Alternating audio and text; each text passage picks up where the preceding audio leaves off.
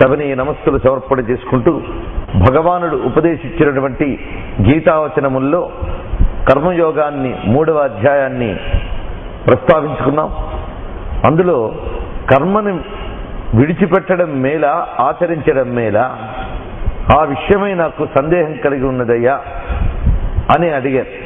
నువ్వు చెప్పిన మాట కలగాపులగము వలె నన్ను మోహింపజేయుచున్న దాని వలె ఉన్నది అని ఎప్పుడైతే అర్జునుడు అన్నాడో అప్పుడు శ్రీకృష్ణ పరమాత్మ స్పష్టం చేస్తూ కర్మని విడిచిపెట్టడం తగదు అని స్పష్టం చేశారు ఆయన.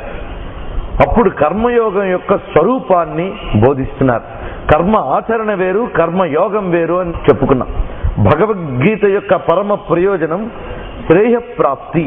ఇది ముందు లక్ష్యం తెలిస్తే తర్వాత శాస్త్రం గురించి చర్చించవచ్చు. ఈ శాస్త్రం దేన్ని ఉద్దేశించి చెప్పబడింది, దేన్ని లక్ష్యంగా ఉద్దేశించి చెప్పబడిందో ముందు తెలిస్తే అప్పుడు శాస్త్రంపై మనకు అవగాహన కలుగుతుంది. ఉద్దేశం ఏమిటి? ఉద్దేశం కృష్ణుడు నిర్దేశించింది కాదు, అర్జునుడు కోరుకున్నది. అర్జునుడు ఏం కోరుకున్నాడు? దేనితో శ్రేయస్సు లభిస్తుందో దాన్ని చెప్పన్నాడు. అంటే శ్రేయస్సే దీనికి లక్ష్యం. ఆ శ్రేయస్సాధనాన్ని చెప్పవయ్యా. శ్రేయస్సాధనము నువ్వు చెప్పినట్లుగా జ్ఞానమా లేదా కర్మయా?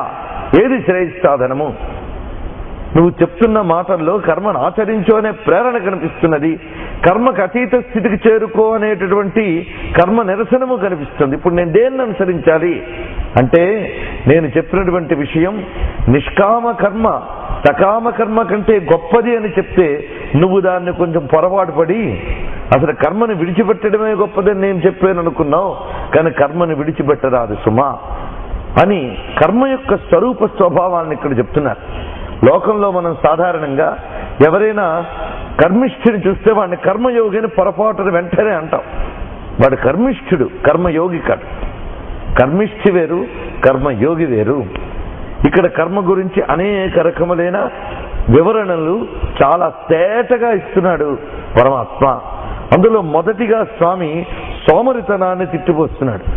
సోమరితనము అంటే కర్మను విడిచిపెట్టుట అనేటువంటి సోమరితనం. ఈ సోమరితనంలో కర్మను విడిచిపెట్టిన వాడిని నువ్వు జ్ఞాని అని సన్యాసిని భ్రమపడకయ్యా. విడిచిపెట్టిన ప్రతివాడు గొప్పవాడు కాదు. బద్ధకంతోనే విడిచిపెట్టవచ్చు, అన్నీ తెలిసిన జ్ఞాని విడిచిపెట్టవచ్చు. రెండిటినీ పొరపాటు పడకు. అలా విడిచిపెట్టిన వాడు ఎవడైతే ఉన్నాడో వాడు విమూఢాత్మ మిథ్యాచారః అని మొదలు చెప్పేశాడు. అంటే సోమరికి ఏం పేరు పెట్టాడు ఆయన? విమూఢాత్ముడని, మిథ్యాచారుడని పేరు పెడుతున్నాడు. అటు తర్వాత సోమరు గురించి చెప్పి కర్మయోగి గురించి చెప్తున్నాడు ఆయన. కర్మయోగి ఏ విధంగా ఉంటాడంటే, ఇంద్రియాని మనసా నియమ్య, మనస్సుతో ఇంద్రియములను నియమించి, అసక్తః కర్మయందు సక్తుడు కాకుండా, అంటే లగ్నుడు కాకుండా, సంగము లేకుండా ఎవడైతే కర్మను ఆచరిస్తున్నాడో వాడు కర్మయోగ నిష్ఠుడు. కర్మేంద్రియై కర్మయోగం అసక్తస్స విశిష్యతే, వాడు శ్రేష్ఠుడు అని స్పష్టం చేసి ఆ తర్వాత కర్మాచరణ గురించి చెప్తున్నారు. అసలు కర్మ లేకుండా ఉండే కన్నా ఏదే ఒక కర్మ చేయాలి. అందుకే కర్మజ్యాయో యకర్మణః అని స్పష్టం చేసి ఏ కర్మ చేయాలి? ఏదో కర్మ చేయాలి కనుక ఏది పెడితే, ఏది తోచితే అది చేయడమా? ఏది తోచితే అది చేసేది పశు ప్రవృత్తి. అయితే పశువు కంటే ఘోరం మనిషి ఏది తోచితే అది చేయడం. ఎందుకంటే పశువులకు తోచేది ప్రకృతి ప్రేరణ వల్ల తోస్తున్నది. మనిషికి తోచేది ప్రకృతి ప్రేరణ కాదు, వాడి యొక్క ఇతరత్రా ఉన్నటువంటి సంస్కార లోపాదుల చేత కూడా జరగచ్చు. అందుకు మనిషికి తోచింది చేయడం మహాప్రమాదం సుమా. తోచింది చేయడానికి వీలు లేదు. నా బుద్ధికి అలా తోచిందండి అందుకు చేశానండి అంటే చాలా ప్రమాదం. అందుకు నియతం కురు కర్మత్వం. ఏదో ఒక పని చేయకుండా ఉండలేం కనుక ఏదో ఒక పని చేస్తామంటే కుదరదయ్యా.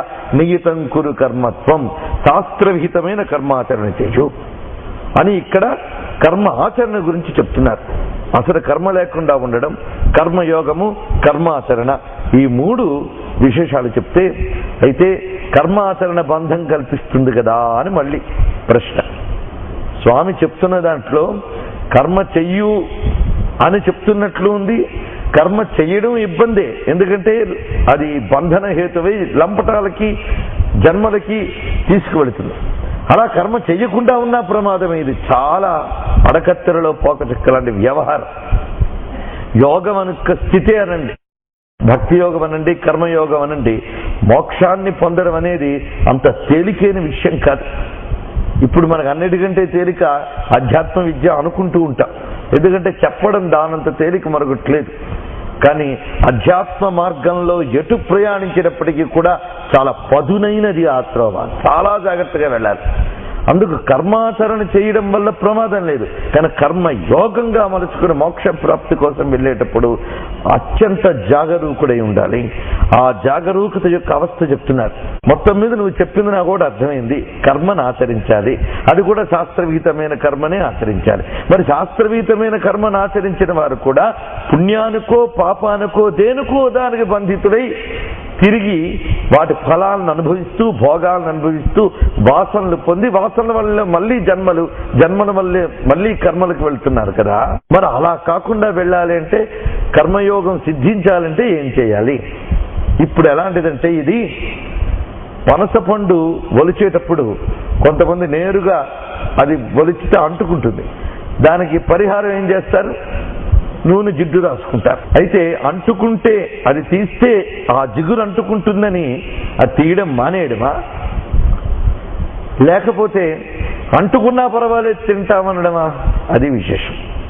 తీయడం మానేయడం సోమరితనం, అంటుకున్నా పర్వాలేదు తింటా అనడం కర్మాచరణం, తెలివిగా చేతికి నూనె రాసుకొని అది తీయడం అన్నదే అది కర్మయోగం. ఇది విశేషం. అందుకే చేతికి నూనె రాసుకుని పనస పండు ఒలిచినట్లుగా చేయడం అనేటటువంటి దాని విషయం ఇక్కడ చెప్తున్నారు.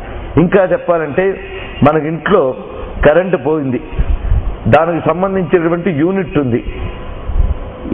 అప్పుడు అర్థమైంది అక్కడేదో పాడైంది.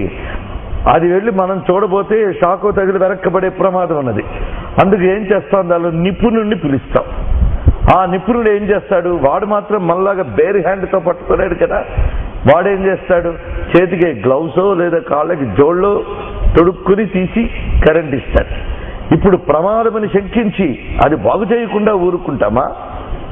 లేక నిపుణుడిని పిలిచి ఆ నిపుణుడు అత్యంత జాగరూకుడై దాని యొక్క ఆ షాక్ అంటకుండా జాగ్రత్త పడతాడే, ఆ ప్రక్రియతో దాన్ని బాగు చేసుకుంటామా? అదే విధంగా ఇక్కడ బాగు చేయడం అనేటువంటిది భగవంతుడు జీవితాన్ని ఎందుకు ఇచ్చాడంటే బాగు చేసుకోవడానికి ఇచ్చాడు, భోగాలు అనుభవించడానికి కాదు. ఏమిటి బాగు చేసుకోవడం? జీవుణ్ణి బాగు చేసుకోవాలి. జీవుడు ఎక్కడ పాడయ్యాడు? అనేక జన్మల నుంచి పాడయ్యాడు. వాడు కేవల పుణ్య విశేషం చేత ఈ దేహం లభించింది. ఈ దేహాన్ని నిరర్థకంగా పడి ఉంచకుండా శరీరమాద్యం కలు ధర్మసాధనం అన్నారు గనక ధర్మసాధనమైన ఈ దేహాన్ని కర్మయందు వినియోగించక తప్పదు. అందుకు శాస్త్రచోదితమైన కర్మను చేస్తున్నప్పుడు ఆ కర్మ యొక్క షాక్ అంటకుండా వీడు ఇన్ని ఏర్పాట్లు చేసుకుని ఈ జీవితాన్ని వెలుగుతో నింపుకుని బాగు చేసుకోవాలయ్యా. అందుకు ముక్త సంగ సమాచార.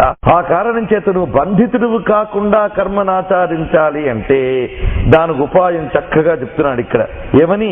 యజ్ఞార్థాత్ కర్మణోన్యత్ర లోకోయం కర్మ బంధనః తదర్థం కర్మ కౌంతేయ ముక్త సంగ సమాచార.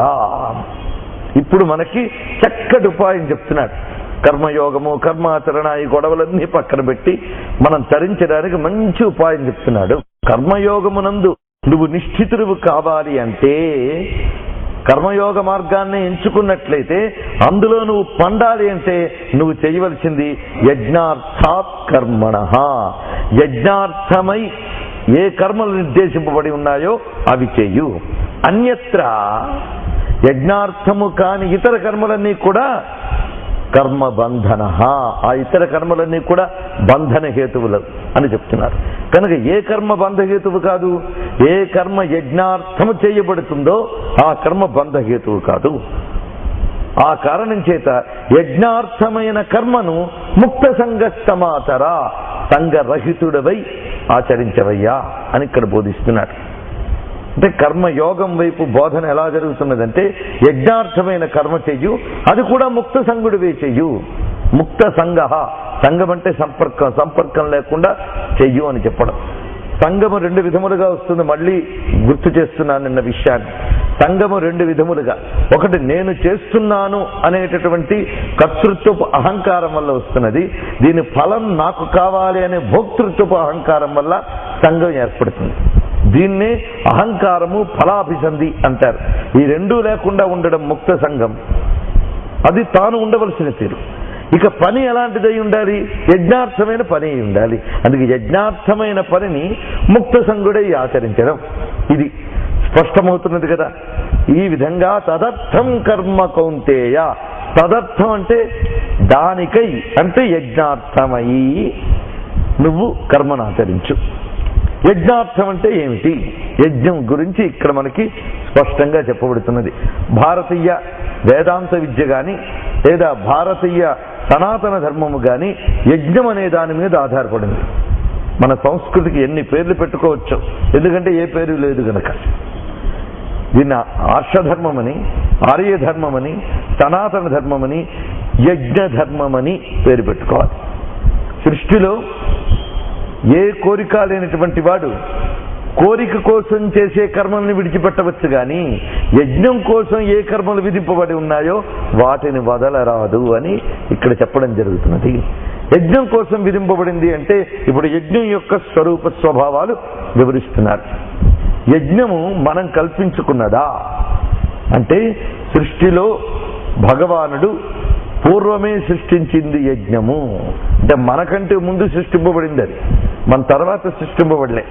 మనకంటే ముందు ఉన్నటువంటి ఒక సనాతనమైన ప్రక్రియ, విశ్వవ్యాపకమై ఉన్నటువంటి యజ్ఞ ప్రక్రియ. అది ఎప్పుడు సృష్టింపబడింది అంటే, సహ యజ్ఞాః ప్రజా సృష్ట్వా పురోవాచ ప్రజాపతి అనేన ప్రసవిష్యధ్వం ఏషవోస్త్విష్టకామధుక్.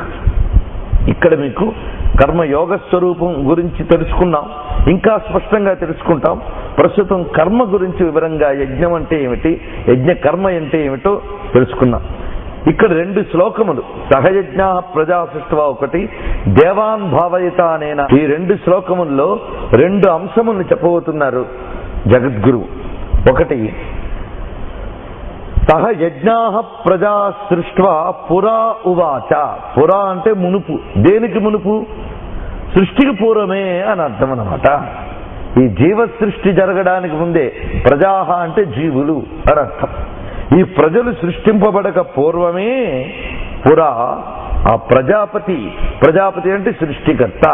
సృష్టికర్త అంటే బ్రహ్మదేవుడా, విష్ణువా, శివుడా అని కాదు. ఇక్కడ ప్రజాపతి అంటే పరమేశ్వరుడు అని అర్థం. ఆ పరమేశ్వరుడైనటువంటి వాడు సహ యజ్ఞా ప్రజ, ఈ జీవుడిని యజ్ఞమును కలిపి సృష్టించాడయా అన్నారు. యజ్ఞము ద్వారానే ఈ జీవ జగత్తంతా కూడా సృష్టింపబడినది కనుక మళ్ళీ ఈ జీవుడు తరించాలంటే యజ్ఞము ద్వారానే తరించాలి. అనేన ప్రసవిష్యధ్వం, అనేన అంటే యజ్ఞము ద్వారా అని అర్థం. ఈ యజ్ఞము ద్వారా ప్రసవిష్యధ్వం వృద్ధిని పొందు అని తెలియజేస్తున్నాడు ఇక్కడ. ఏషవోస్త్విష్ట కామధుక్, ఈ యజ్ఞములే నీకిష్టమైన కామములను, కోరికలను తీర్చునవి. అంటే తప్పకుండా మనం ఆచరించడానికి చాలా ఉత్సాహం. ఆ శ్రేయస్సు మోక్షం పక్కన పెడదాం. మామూలుగా ఇష్టకామధుక్ అన్నాడు కనుక నీకు ఇష్టములైన కోరికలను పిండుకోవాలంటే దుక్ అనే శబ్దము, దోహనం అనే శబ్దము, అది పాలు పొదుగు నుంచి ఎలా పిండుతామో అలాగే కోరికల్ని మనం జగత్తు నుంచి తీర్చుకుంటాం. ఎక్కడి నుంచి తీర్చుకుంటున్నాం? జగత్తు నుంచి. ఏ కోరిక మీకు తీరాలన్నా జగత్తు నుంచే తీర్చుకుంటున్నాం. ఈ జగత్తులో ఉన్న మనం జగత్తు నుంచి ఒక కోరిక తీర్చుకోవాలి అంటే దానికి ప్రతిగా మరి ఒకటి ఇవ్వాలి. సృష్టి అంతా కూడా ఒక ఆదాన ప్రదానశాల. ఈ జగతి అంతా కూడా ఇచ్చిపుచ్చుకునే ఒక పెద్ద వ్యవస్థతో నిర్ణయింపబడి ఉన్నది. ఆ ఇచ్చిపుచ్చుకునే వ్యవస్థకే యజ్ఞము అని పేరు. జగత్తంతా కూడా జరుగుతూ ఉంటుంది. మీరు గమనించండి, అంతా అది పుచ్చుకోవడం ఇవ్వడం, పుచ్చుకోవడం ఇవ్వడం. ఇవ్వని వాడికి పుచ్చుకునే అర్హత లేదు. అది విశేషం. ఇవ్వని వాడికి పుచ్చుకునే అర్హత లేదు. అంటే ఇప్పుడు మనం పుచ్చుకుంటున్నవన్నీ ఒకప్పుడు ఇచ్చుకున్నవే అన్నమాట. సుఖం కానీ దుఃఖం కానీ దానికి కావలసినవన్నీ ఒకప్పుడు మనం ఇచ్చుకున్నాం కనుక ఇప్పుడు పుచ్చుకుంటున్నాం. అందుకు నీకు కావలసినవి లభించాలి అంటే దానికి అనుగుణమైనవి ఇచ్చుకో. ఇవ్వడం అంటే అర్థం వదలడం అని కదా అర్థం. వదలడం అంటే అర్థం త్యాగమని కదా అర్థం. అందుకే త్యాగపూర్వకమైన కర్మకి యజ్ఞమని పేరు. అది విశేషం. యజ్ఞం అనే పదానికి చాలా అర్థములు చెప్పబడుతున్నాయి. నేను గందరగోళపరచకుండా ప్రధానంగా శాస్త్రం చెప్పిన 2 అర్థములు చెప్తున్నా. త్యాగపూర్వకమైన కర్మకి యజ్ఞం అని పేరు. మనకి యజ్ఞం అనగానే బొమ్మ కడుతుంది. ఏమని? ఓ 4 అగ్నిగుండం ముందు కూర్చుని నెయ్యి పోస్తున్నటువంటి దృశ్యం. అది యజ్ఞమే, దాన్ని మళ్ళీ కాదనడం లేదు నేను. అవి యజ్ఞములు కావు అని వంచన చేయడం లేదు. అవి యజ్ఞములే, వాటి విజ్ఞానం చాలా ఉన్నది. కానీ యజ్ఞం అంటే అది మాత్రమే కాదు అని కూడా తెలుసుకోవాలి. యజ్ఞము అంటే త్యాగపూర్వకమైన కర్మ. ఇప్పుడు ఆ అగ్నిహోత్ర కర్మలో చూడండి, ఇంద్రాయ స్వాహ ఇంద్రాయ ఇదం నమమ అంటున్నావా? ఇంద్రుడికి ఇస్తున్నాను, ఆయన ఆహ్వానించి ఇస్తున్నాడు. ఇది ఇంద్రాయ, ఇంద్రునికై ఇది ఇవ్వబడినది. నా మమ, నాది కాదు. మరి నీ చేత్తో పట్టుకున్నంతసేపు మమ, ఇంద్రాయ స్వాహ అని వదిలిపెట్టినప్పుడు నా మమ అంటే నాది కాదు అన్నావు. నాది కాదు అని ఆయనకు విడిచిపెట్టేవంటే ఏమైంది?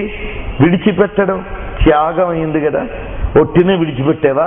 తర్వాత ఇది గట్టిగా వస్తుందని విడిచిపెట్టావు. అదే నువ్వు వేసిన నెయ్యి ఊరికనే కాలుతోంది అంటే వాడు నెయ్యి కూడా కాల్చాడు. అది కాస్త పప్పులో వేసుకున్న పనికి వస్తుంది. అందులో ఎందుకు వేశావు? ఆ వేసిన నెయ్యి మరేదో నీకు ఇస్తుందని కదా వేశావు. అందుకు నువ్వు ఇప్పుడు విడిచిపెడుతున్నావు. ఒక దుకాణంలో 10 రూపాయలు నువ్వు విడిచిపెట్టావంటే అర్థం ఆ 10 రూపాయలకి తగ్గ వస్తువును తీసుకుంటున్నావని కదా అర్థం. అందుకు ఇక్కడ విడిచిపెట్టిన వాడే తిరిగి గ్రహించగలడు. ఈ విడిచిపెట్టడం, ఈ త్యాగపూర్వకమైన విడిచిపెట్టడాన్ని కర్మ అంటారు సుమ. సృష్టి అంతా కూడా ఇది జరుగుతూనే ఉన్నది. ఎందుకంటే భగవానుడు ఈ జగత్తుని యజ్ఞముతో నిర్మాణం చేశాడు.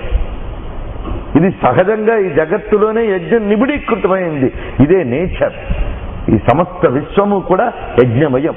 ఈశ్వరుడు తన యొక్క అనంత శక్తుల్ని ఈ జగత్తుకి ఇచ్చాడు. అది త్యాగమే. అయితే ఆయన త్యాగం స్వార్థరహితం. ఆయనకి ఏమీ అక్కర్లేదు. దానివల్ల ఈ జగత్తుకి ఎన్నో కావాలని తన యొక్క అనంత శక్తుల్ని ఆయన అనంతములైనటువంటి విధానములతో ఈ జగత్తు యందు ఇస్తున్నాడు. ఆ యజ్ఞమయమైనటువంటి విశ్వమయ పురుషుణ్ణే పురుష సూక్తం పూర్తిగా వర్ణించింది. తం యజ్ఞం వర్గిషి ప్రోక్షన్ పురుషం జాతమగ్రతః. ఈ మంత్రములన్నీ పురుష సూక్త మంత్రం అంతా కూడా యజ్ఞస్వరూపుడైన నారాయణ యొక్క విరాట్ రూపాన్ని వర్ణించింది. విరాట్ రూపం అంటే అర్థం ఏమిటి? విశ్వరూపమే విరాట్ రూపం. ఆ విశ్వం విష్ణుని రూపమైతే అది యజ్ఞస్వరూపం అని చెప్పాడు గనక యజ్ఞము నారాయణ స్వరూపం. అది విశ్వమంతా ఉన్నది గనక విశ్వం యజ్ఞమయం గనక విశ్వంలో ఒక భాగమైన నువ్వు కూడా యజ్ఞము ద్వారానే తరించగలవు. ఎందుకంటే నారాయణుడే యజ్ఞస్వరూపుడు. యజ్ఞో వై విష్ణు అని. ఆ కారణం చేతనే మన విష్ణు శాస్త్రం చదువుకుంటూ యజ్ఞో యజ్ఞపతిర్యజ్వా యజ్ఞాంగో యజ్ఞభావన అంటూ యజ్ఞ యజ్ఞపతి యజ్వ అని చెప్పి యజ్ఞస్వరూపుడైన నారాయణనే మనం గ్రహించాం. అందుకే విష్ణు శాస్త్రం మొదట్లోనే 3వ నామంలోనే యజ్ఞస్వరూపం చెప్పబడింది. విశ్వం విష్ణు వషట్కార. ఈ కనబడుతున్న విశ్వమంతా కూడా నారాయణ స్వరూపం. ఆ నారాయణ విశ్వంలో ఎలా ఉన్నాడు? విష్ణువై ఉన్నాడు, వ్యాపించి ఉన్నాడు. ఆ వ్యాపకత్వం ఎలా ఉన్నది? యజ్ఞస్వరూపుడై వ్యాపించి ఉన్నాడు. అందుకే 3వ నామం వషట్కార.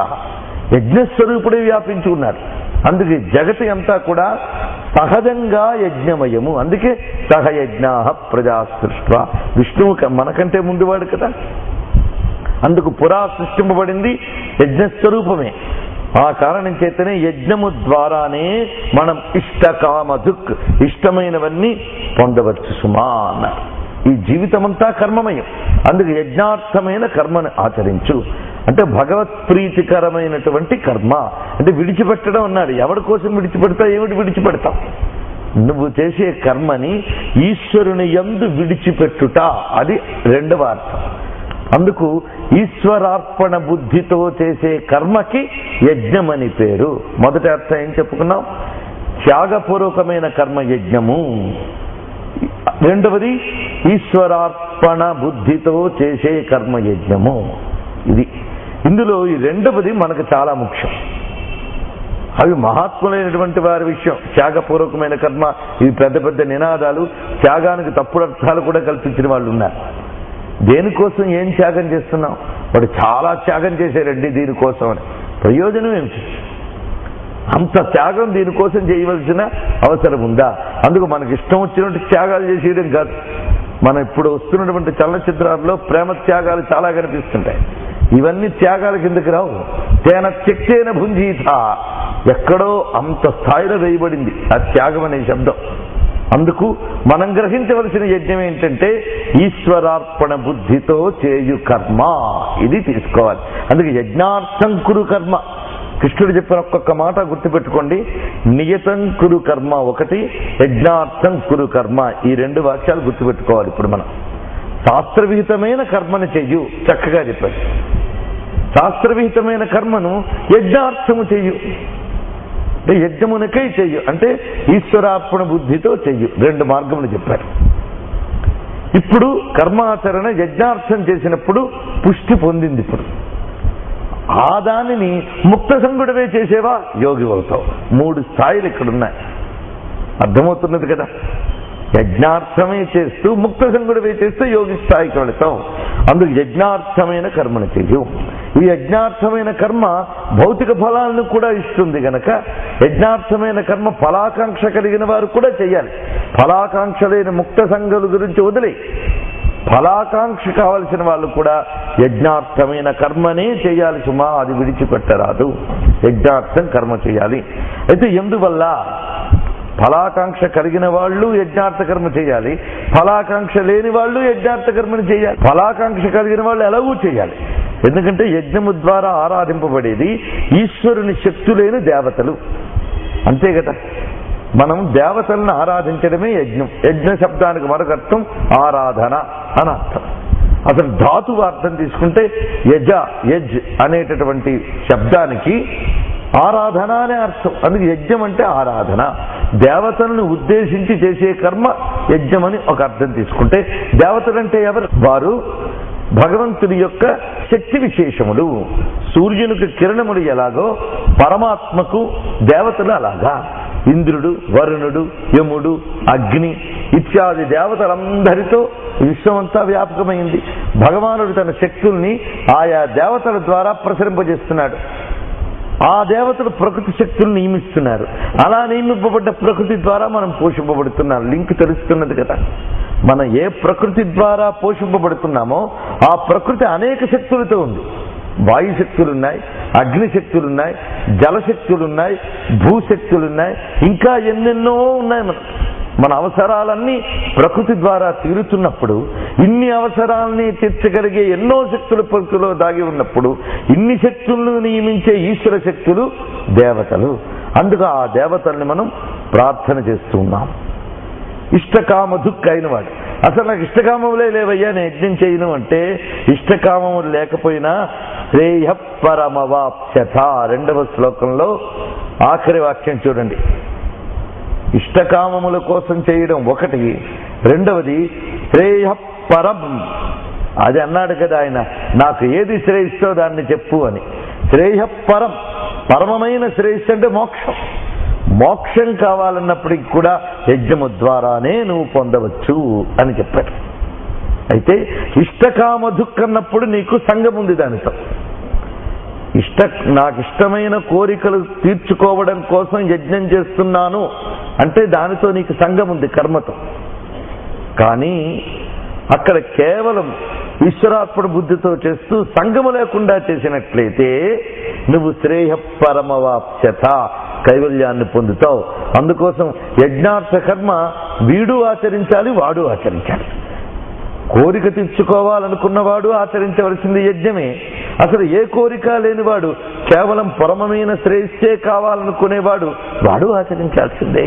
అందుకే లోకములో ఇష్టములు కోరేవాడు, పరమమైన కైవల్యాన్ని కోరేవాడు, ఈహాభిలాషి పరమార్థాభిలాషి ఉభయులు కూడా యజ్ఞార్థమైన కర్మ చేయవలసింది సుమా. యజ్ఞం యొక్క స్వరూపం ఎలాంటిది అంటే దేవాన్ భావయతానేన తే దేవా భావయంతు వహా.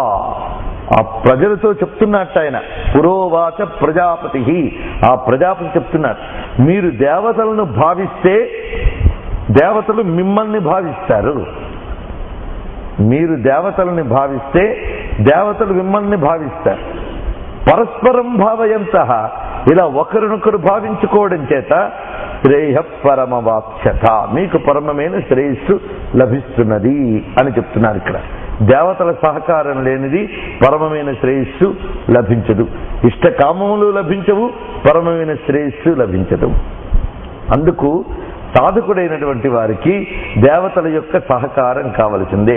పరమ శ్రేయస్సు కోసం సాధన చేసేవాడికైనా, ఇష్టకామ సంపాదన కోసం సాధన చేసిన వానికైనా దేవతల యొక్క సహకారం కావలసినదే. దేవతల సహకారం అంటే ఏమిటి? ఇది కృష్ణుడు ఒక 2 శ్లోకాల్లో చెప్పేసిన మొత్తం వేదాన్నంతటినీ కదిలించవలసినంత విషయం ఉంది ఇందులో. అసలు దేవతలు ఎక్కడెక్కడుండి మనల్ని సహకరిస్తున్నారో ముందు పరిశీలిద్దాం. దేవతలు ప్రకృతి యందు ఉన్నారు, అందులో సందేహం లేదు. అగ్నిని శాసించే అగ్నిదైవము, వాయువును శాసించే వాయు దేవతలు ఎందరున్నారో, అగ్నులెందరున్నారో వాయువులెందరున్నారు, ఇలా రకరకములు ఉన్నారు. అలాగే ఇంద్రియములు యందు దేవతలు ఉన్నారు. అది ముఖ్యమైన విషయం తెలుసుకోవాలి. మన ఇంద్రియాలన్నీ పనిచేస్తున్నాయంటే దేవతలే వాళ్ళు. ఇంద్రియాలు సహకరించని వాడు ఏం చేయగలడో చెప్పండి. ఇంద్రియాలు సహకరించిన వాడు మోక్షం గురించైనా చింతన చేయగలడా? చింతన చేయగలిగేటువంటి బుద్ధి ఒకటి ఉండాలి. ఆ బుద్ధికి అనుసరించేటట్లుగా ఇంద్రియాలని సాధనాపథం వైపు మలచాలి అంటే ఇంద్రియాధిష్టాన దేవతలు సహకరించాలి కదా. చేతికి ఇంద్రుడి దైవంట, నాలికకి వరుణుడు దైవం, వాక్కుకి అగ్ని దైవం, నాసికకి వాయువు దైవం, ఇలా రకరకములు. సూర్యుడు నేత్రానికి దైవం, దిగ్దేవతలు చెవులకు దేవతలు, ఇలా ఒక్కొక్కదానికి ఒక్కొక్క దేవత చెప్పబడుతూ ఉన్నది మనకి. ఈ దేవతా శక్తులన్నీ ఈ శరీరంలో ఉంటేనే నువ్వేదైనా పని చేస్తున్నావు. వాళ్ళు ఇచ్చిన శక్తితో పనిచేస్తూ నువ్వు వాళ్ళని మరిచిపోయి బ్రతికితే నిన్ను దొంగ అంటారయ్యా అని తర్వాత వాక్యంలో చక్కగా స్పష్టం చేస్తున్నాడు ఆయన. అందుకు దొంగలా బతక్కు, దొరలా బతుకు. దొరలా బతకాలి అంటే దేవతలను స్మరించు. అందుకు యజ్ఞము ఆచరించి బ్రతికేవాడిదే నిజమైన బ్రతుకు. యజ్ఞం ఆచరించేవాడికి ఇహము ఉంది, పరము ఉన్నది. కర్మ యోగ స్థితికి వెళితే పరమం, కర్మాచరణ స్థితిలో ఉంటే ఇహము. ఇప్పుడు స్పష్టమైనది కదా. కర్మాచరణ స్థితిలో ఉంటే ఇహము, కర్మ యోగ స్థితికి వెళితే ఆ కైవల్యము లభిస్తున్నది. అందుకు పరమార్థం కావాలన్నా, ఇహ పరలోక సుఖాలు కావాలన్నా యజ్ఞమే గతి. యజ్ఞం చెయ్యకపోతే పతనమైపోతాడు సుమా అని మళ్ళీ చెప్తున్నాడు. యజ్ఞార్థము కాక కర్మ ఆచరించితే వాడు పతనమే తీరుతాడు. అందుకే యజ్ఞం అనేటువంటి కర్మ సృష్టిలో నిరంతరం జరిగే ఒక మహాచక్రం. యజ్ఞ చక్రమే విశ్వచక్రం.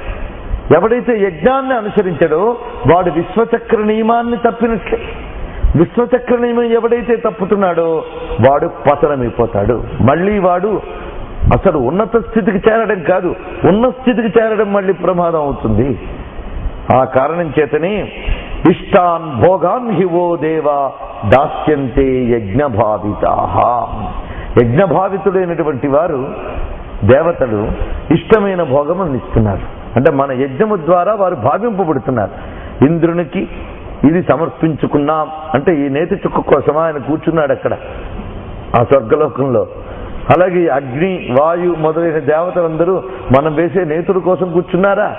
కాదు, వారు మన యొక్క భావన కోసం కూర్చున్నారు. ఊరికినే నెయ్యి పోస్తే ఇంద్రుడు కూడా స్వీకరించాడే. ఇది ఇంద్రుడికే ఇస్తున్నాను అనే భావన వల్ల వస్తువు స్వీకరింపబడుతున్నది. ఇక్కడ బాగా చూడండి, మనకి 5 రకములైన యజ్ఞములు చెప్పబడుతూ ఉన్నాయి. ఆ విషయం మనం అనేక మార్లు ప్రస్తావించుకున్నాం. ఇక్కడ మళ్ళీ చెప్తున్నాం. ఇది పునరుక్తి కాదు, సందర్భం గనక ఇది చెప్పకపోతే దోషం వస్తుంది. యజ్ఞ స్వరూపంలో ప్రధానంగా 5 యజ్ఞాలు మనం అనేక మార్లు చెప్పుకున్నాం. గుర్తున్న మహాత్ములకి నమస్కారం. పంచయజ్ఞాలు చేస్తున్న మహాత్ములకి ఇంకా నమస్కారం. దేవయజ్ఞ, పితృయజ్ఞ, ఋషియజ్ఞ, మనుష్యయజ్ఞ, భూతయజ్ఞ. ఈ 5 యజ్ఞములు ప్రతివాడు చేయవలసిందే నిత్యం.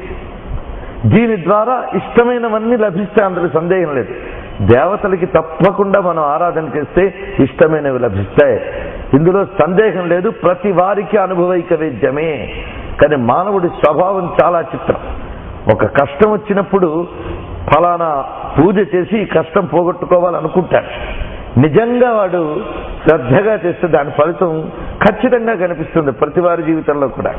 కానీ అది నెరవేరిపోయాక మాత్రం అది చేశాం వచ్చింది కానీ కాకతాళీయమేమో అని వెంటనే అనిపిస్తుంది వాడికి. కానీ కష్టంలో ఉన్నప్పుడు మాత్రం అలా అనిపించదు. కనుక బాగా గుర్తుపెట్టుకోండి, యజ్ఞం ఎప్పుడూ వృధా పోదు. యజ్ఞము చెయ్యకుండా మనం ఉంటే వ్యర్థ జన్మలం అవుతాం, కానీ యజ్ఞం చేస్తే మాత్రం సార్థక జన్మలం అవుతాం. అందుకు మానవ జీవితం యజ్ఞమయం కావాలి అనేది కృష్ణ పరమాత్మ ఇక్కడ మనకు అందిస్తున్న ప్రధానమైన బోధ. మిగిలిన తర్క వితర్కాలు తత్వాలు ఇవన్నీ పక్కన పెట్టండి. మన జీవితంలోకి ఇక్కడ తీసుకోవలసింది నియతం కురు కర్మత్వం, యజ్ఞార్థం కురు కర్మత్వం అనే రెండు ఆణిముత్యాలు లాంటి మాటలు తీసుకోవాలి ఇక్కడ మనం.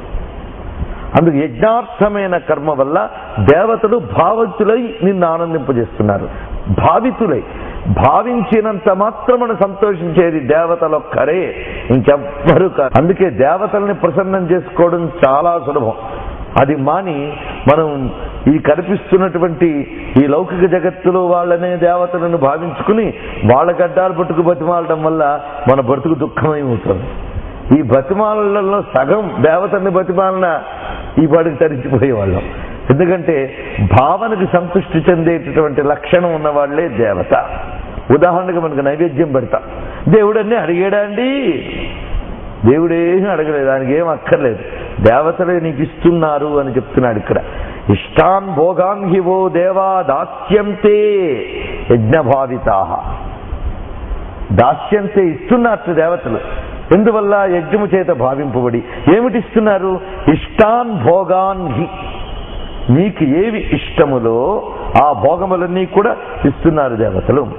తైర్దత్త న ప్రదాయేభ్యో, ఇక్కడ రెండో విషయం చెప్తున్నారు. అంటే శ్రేయపరమవాక్యత ఉన్నది కదా, నాకే కోరిక లేదు అంటే ఇదంతా ఏరుదాటకి తప్పదు కలడ్డం లాంటిది.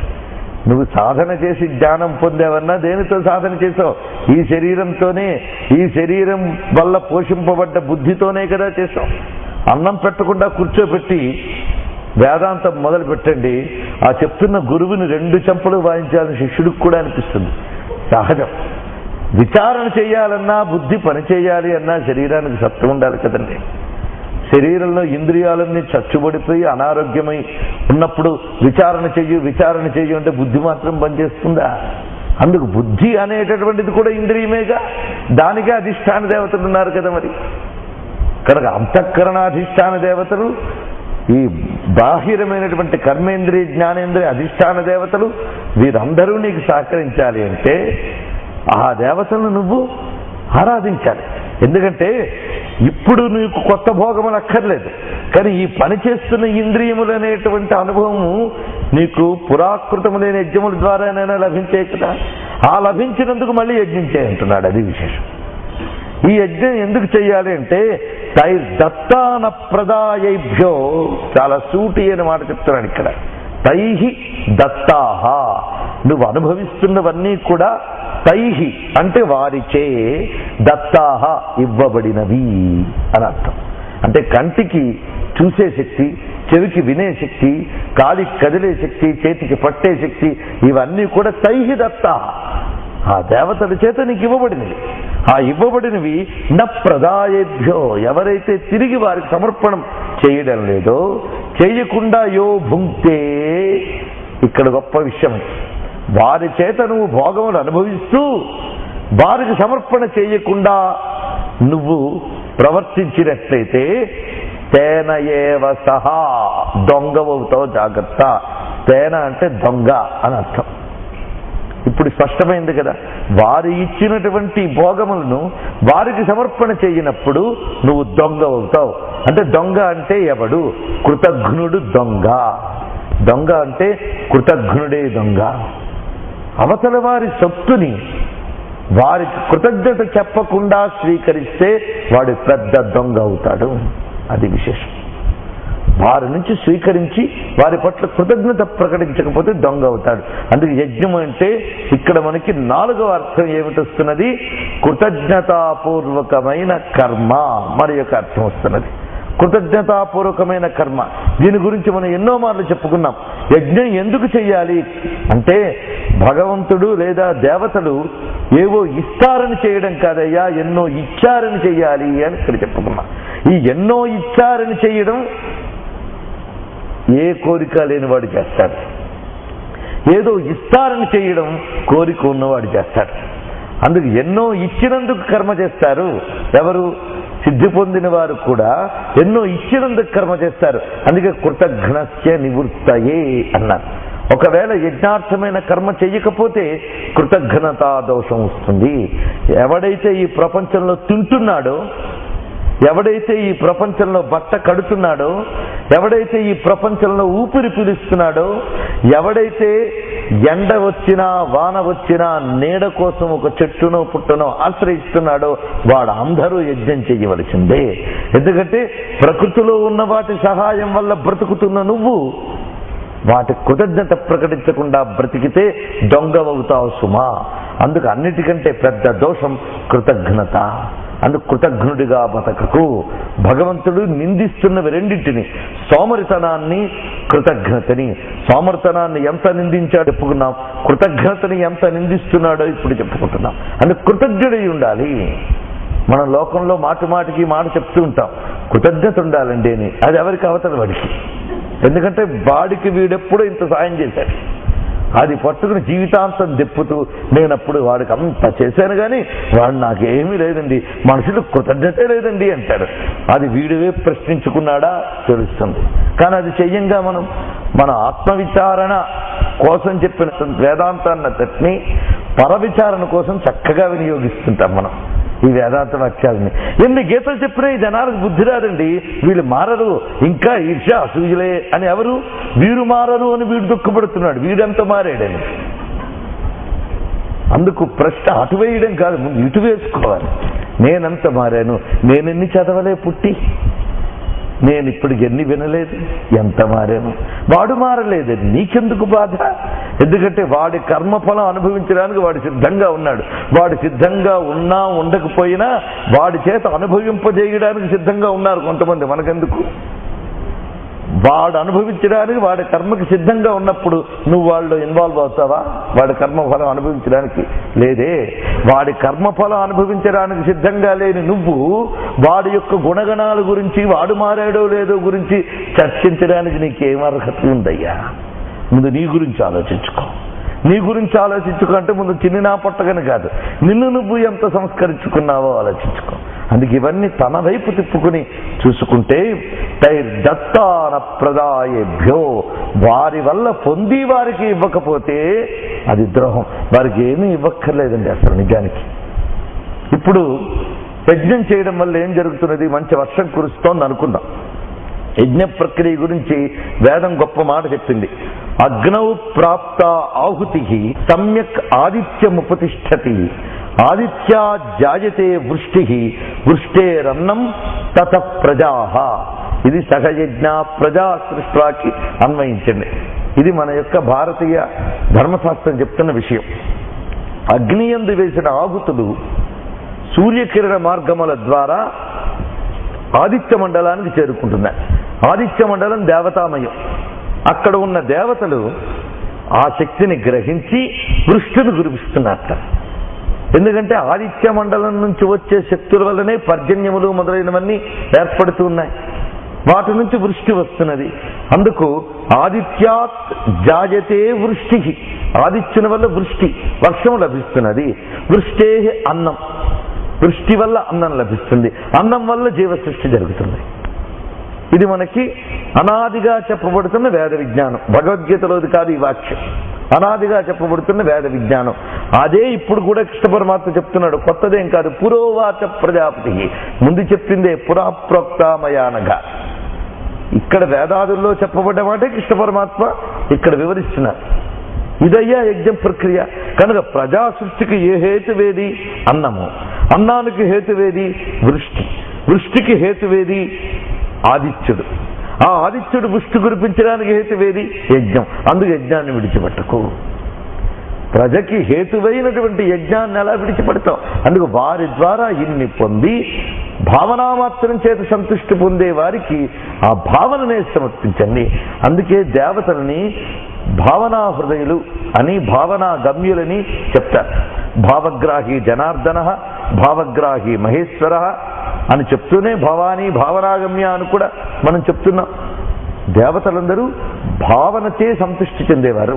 అంతేకాదు అన్నాదులు మనం ఇంట్లో సమర్పించినప్పుడు, ఈ రోజుల్లో మనం అగ్నిహోత్రాలు తగల్చాం, కానీ ఇంట్లో ఒక దీపం పెట్టుకోవడం యజ్ఞం చేయడం, ఆ పెట్టిన దీపానికి నివేదన చేయడం యజ్ఞం. ఎందుకంటే వెలిగించిన దీపం ఆదిత్యునికి ప్రతిరూపం. అక్కడ వెలిగించిన అగ్నిహోత్రం ఆదిత్యునికి ప్రతిరూపమై మన చేత ఆహుతులు ఎలా స్వీకరిస్తున్నదో, ఇంట్లో ఒక దీపాన్ని వెలిగించి దేవతల్ని భావించి ఆ దేవతల్ని ఈ అభీష్టంగా మనం ఎవరిని చిత్ర చేస్తున్నామో వారిని తలంచుకుని వారికి నివేదన చేసి దాన్ని మనం స్వీకరిస్తున్నాం. ఈ నివేదన చేసిన వాళ్ళు తింటున్నారా? స్వీకరిస్తారట. ఎలా స్వీకరిస్తారు? దాని యందు మనం ఏ భావనతో ఇచ్చామో ఆ భావాన్ని వాళ్ళు స్వీకరిస్తున్నారు. ఊరికనే అక్కడ పదార్థం పెట్టి నివేదన చేసేనంటే కుదరదు. వారి వారి విధానాల ప్రకారంగా కనీసం ఇది భగవంతునికి అర్పిస్తున్నాను అని చేయి చూపిస్తాం మనం. ఈ భావన అర్పిస్తున్నాను అనే భావనతో స్వీకరిస్తున్నాం. మనం ఒక ఇంటికి వెళ్ళామనుకోండి, వాళ్ళు తీసుకొచ్చి కాఫీ ఎదురుగా పెట్టి వెళ్ళిపోతే నా కోసమే పెట్టుంటారు అని తీసుకుంటామా? లేదు కదా. కనీసం తీసుకోండి అంటే తీసుకుంటాం, లేకపోతే సైగ చేసేదైనా తీసుకుంటాం. అంతేగాని వాళ్ళందరూ వాళ్ళు పెడితే మనం తీసుకుంటామా? లేదు కదా. అందుకే దేవతకు కూడా నీ భావనని పదార్థం పెట్టి వ్యక్తం చేస్తున్నావు. వ్యక్తం చేస్తే వాడు స్వీకరిస్తున్నాడు. దేన్ని? పదార్థాన్ని స్వీకరిస్తే మనం పెట్టం రోజు. వాళ్ళు స్వీకరించేది పదార్థము ద్వారా దాన్ని అర్పిస్తున్నాననే భావాన్ని స్వీకరిస్తున్నారు. అందుకు దేవతలు దర్శన మాత్ర సంతుష్టులు, మానవులు అనుభవ మాత్ర సంతుష్టులు. అది విశేషం. వీడికి నీ ఎదురుగా ఇన్ని పిండి వంటలు పెట్టావు, చూసి సంతోషించు అని వాడికి విస్తర వేసి మళ్ళీ లాక్కుపోతే వీడు లబలబలాడుతాడు. వీడు అలా సంతృష్టి చెందలేడు. దేవత సంతోషిస్తుంది. మానవుడు ఆ తింటే సంతోషిస్తాడు, దేవత చూస్తే సంతోషిస్తుంది. అది విశేషం. దేవత ఎలా చూస్తుంది? వాళ్ళు తేజోమయులు, వాళ్ళ లక్షణమే చూడడం. అందుకు ఆ తేజోమయులైన దేవతల్ని మనం దర్శిస్తున్నాం. అందుకు ఆదిత్యాహ అంటే దేవతలనే ఒక అర్థం ఉన్నది. దేవతామయుడు కనుక సూర్య భగవానుడికి ఆదిత్యుడు అనే పేరు కూడా ఉన్నది. దానికి మనం ఇక్కడ ప్రతీకగా ప్రతిరూపంగా దీపం వెలిగించుకోవడం మనం చేసేది. ఎందుకంటే ఎంత యజ్ఞమైనా మనమేం చేయగలమనే దానికి తీసుకొచ్చి మీకు బోధించడం జరుగుతున్నది. అందుకే ప్రతివాడు కూడా 5 రకములైన యజ్ఞములు చేయాలి. చేస్తే ఇష్టమైన కోరికలు లభిస్తాయని చెప్పారు, దేవతలు సంతోషిస్తారని చెప్పారు. చాలా బాగుంది. చెయ్యకపోతే, ఇప్పుడు రెండో ప్రశ్న, చెయ్యకపోతే కృతజ్ఞత అనే మహాపాపం వస్తుంది. అంతేకాదు నీ బ్రతుకు కోసం నువ్వు పాపం చెయ్యక తప్పదు. నిత్య జీవితంలో మనం చాలా పాపాలు చేస్తున్నాం. నేను ఏ పాపము ఎరగనండి అంటే ఏ పాపము ఎరగవు, కానీ పాపం లేకుండా బతకలేవు నువ్వు.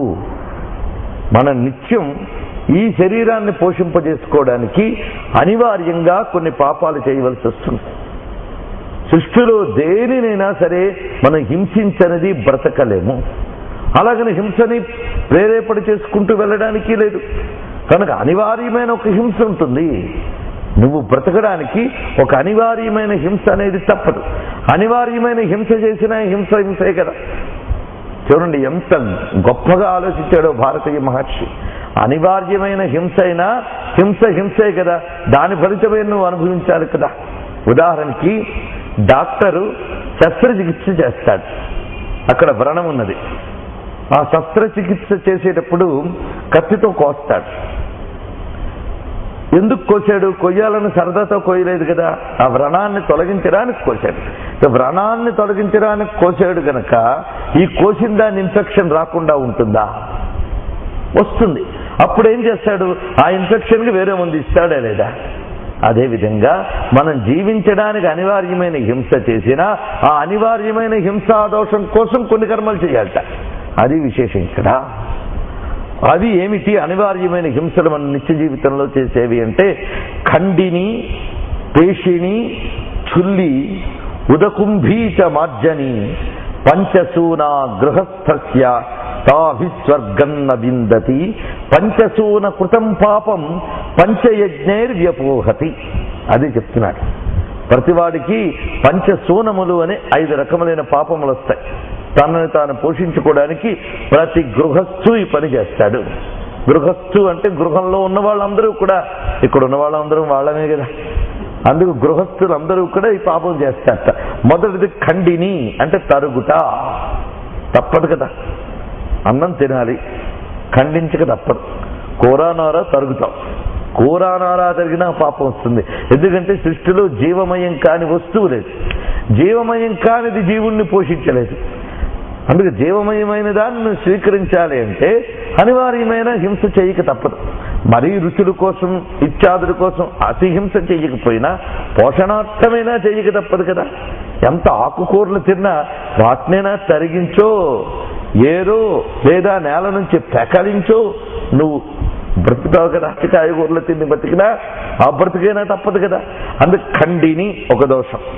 2 పేషిణి, ఒకదాన్ని గ్రైండ్ చేసే దోషం.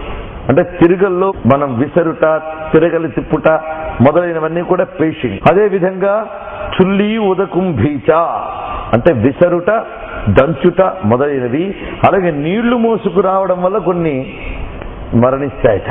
మనం నీళ్లు పోసుకున్నా కొన్ని మరణిస్తాయి, నీళ్లు స్వీకరించినా కొన్ని మరణిస్తాయి. ఆ నీటిని ఆధారం చేసుకుంటున్నటువంటి జీవజాలములు నశిస్తాయి.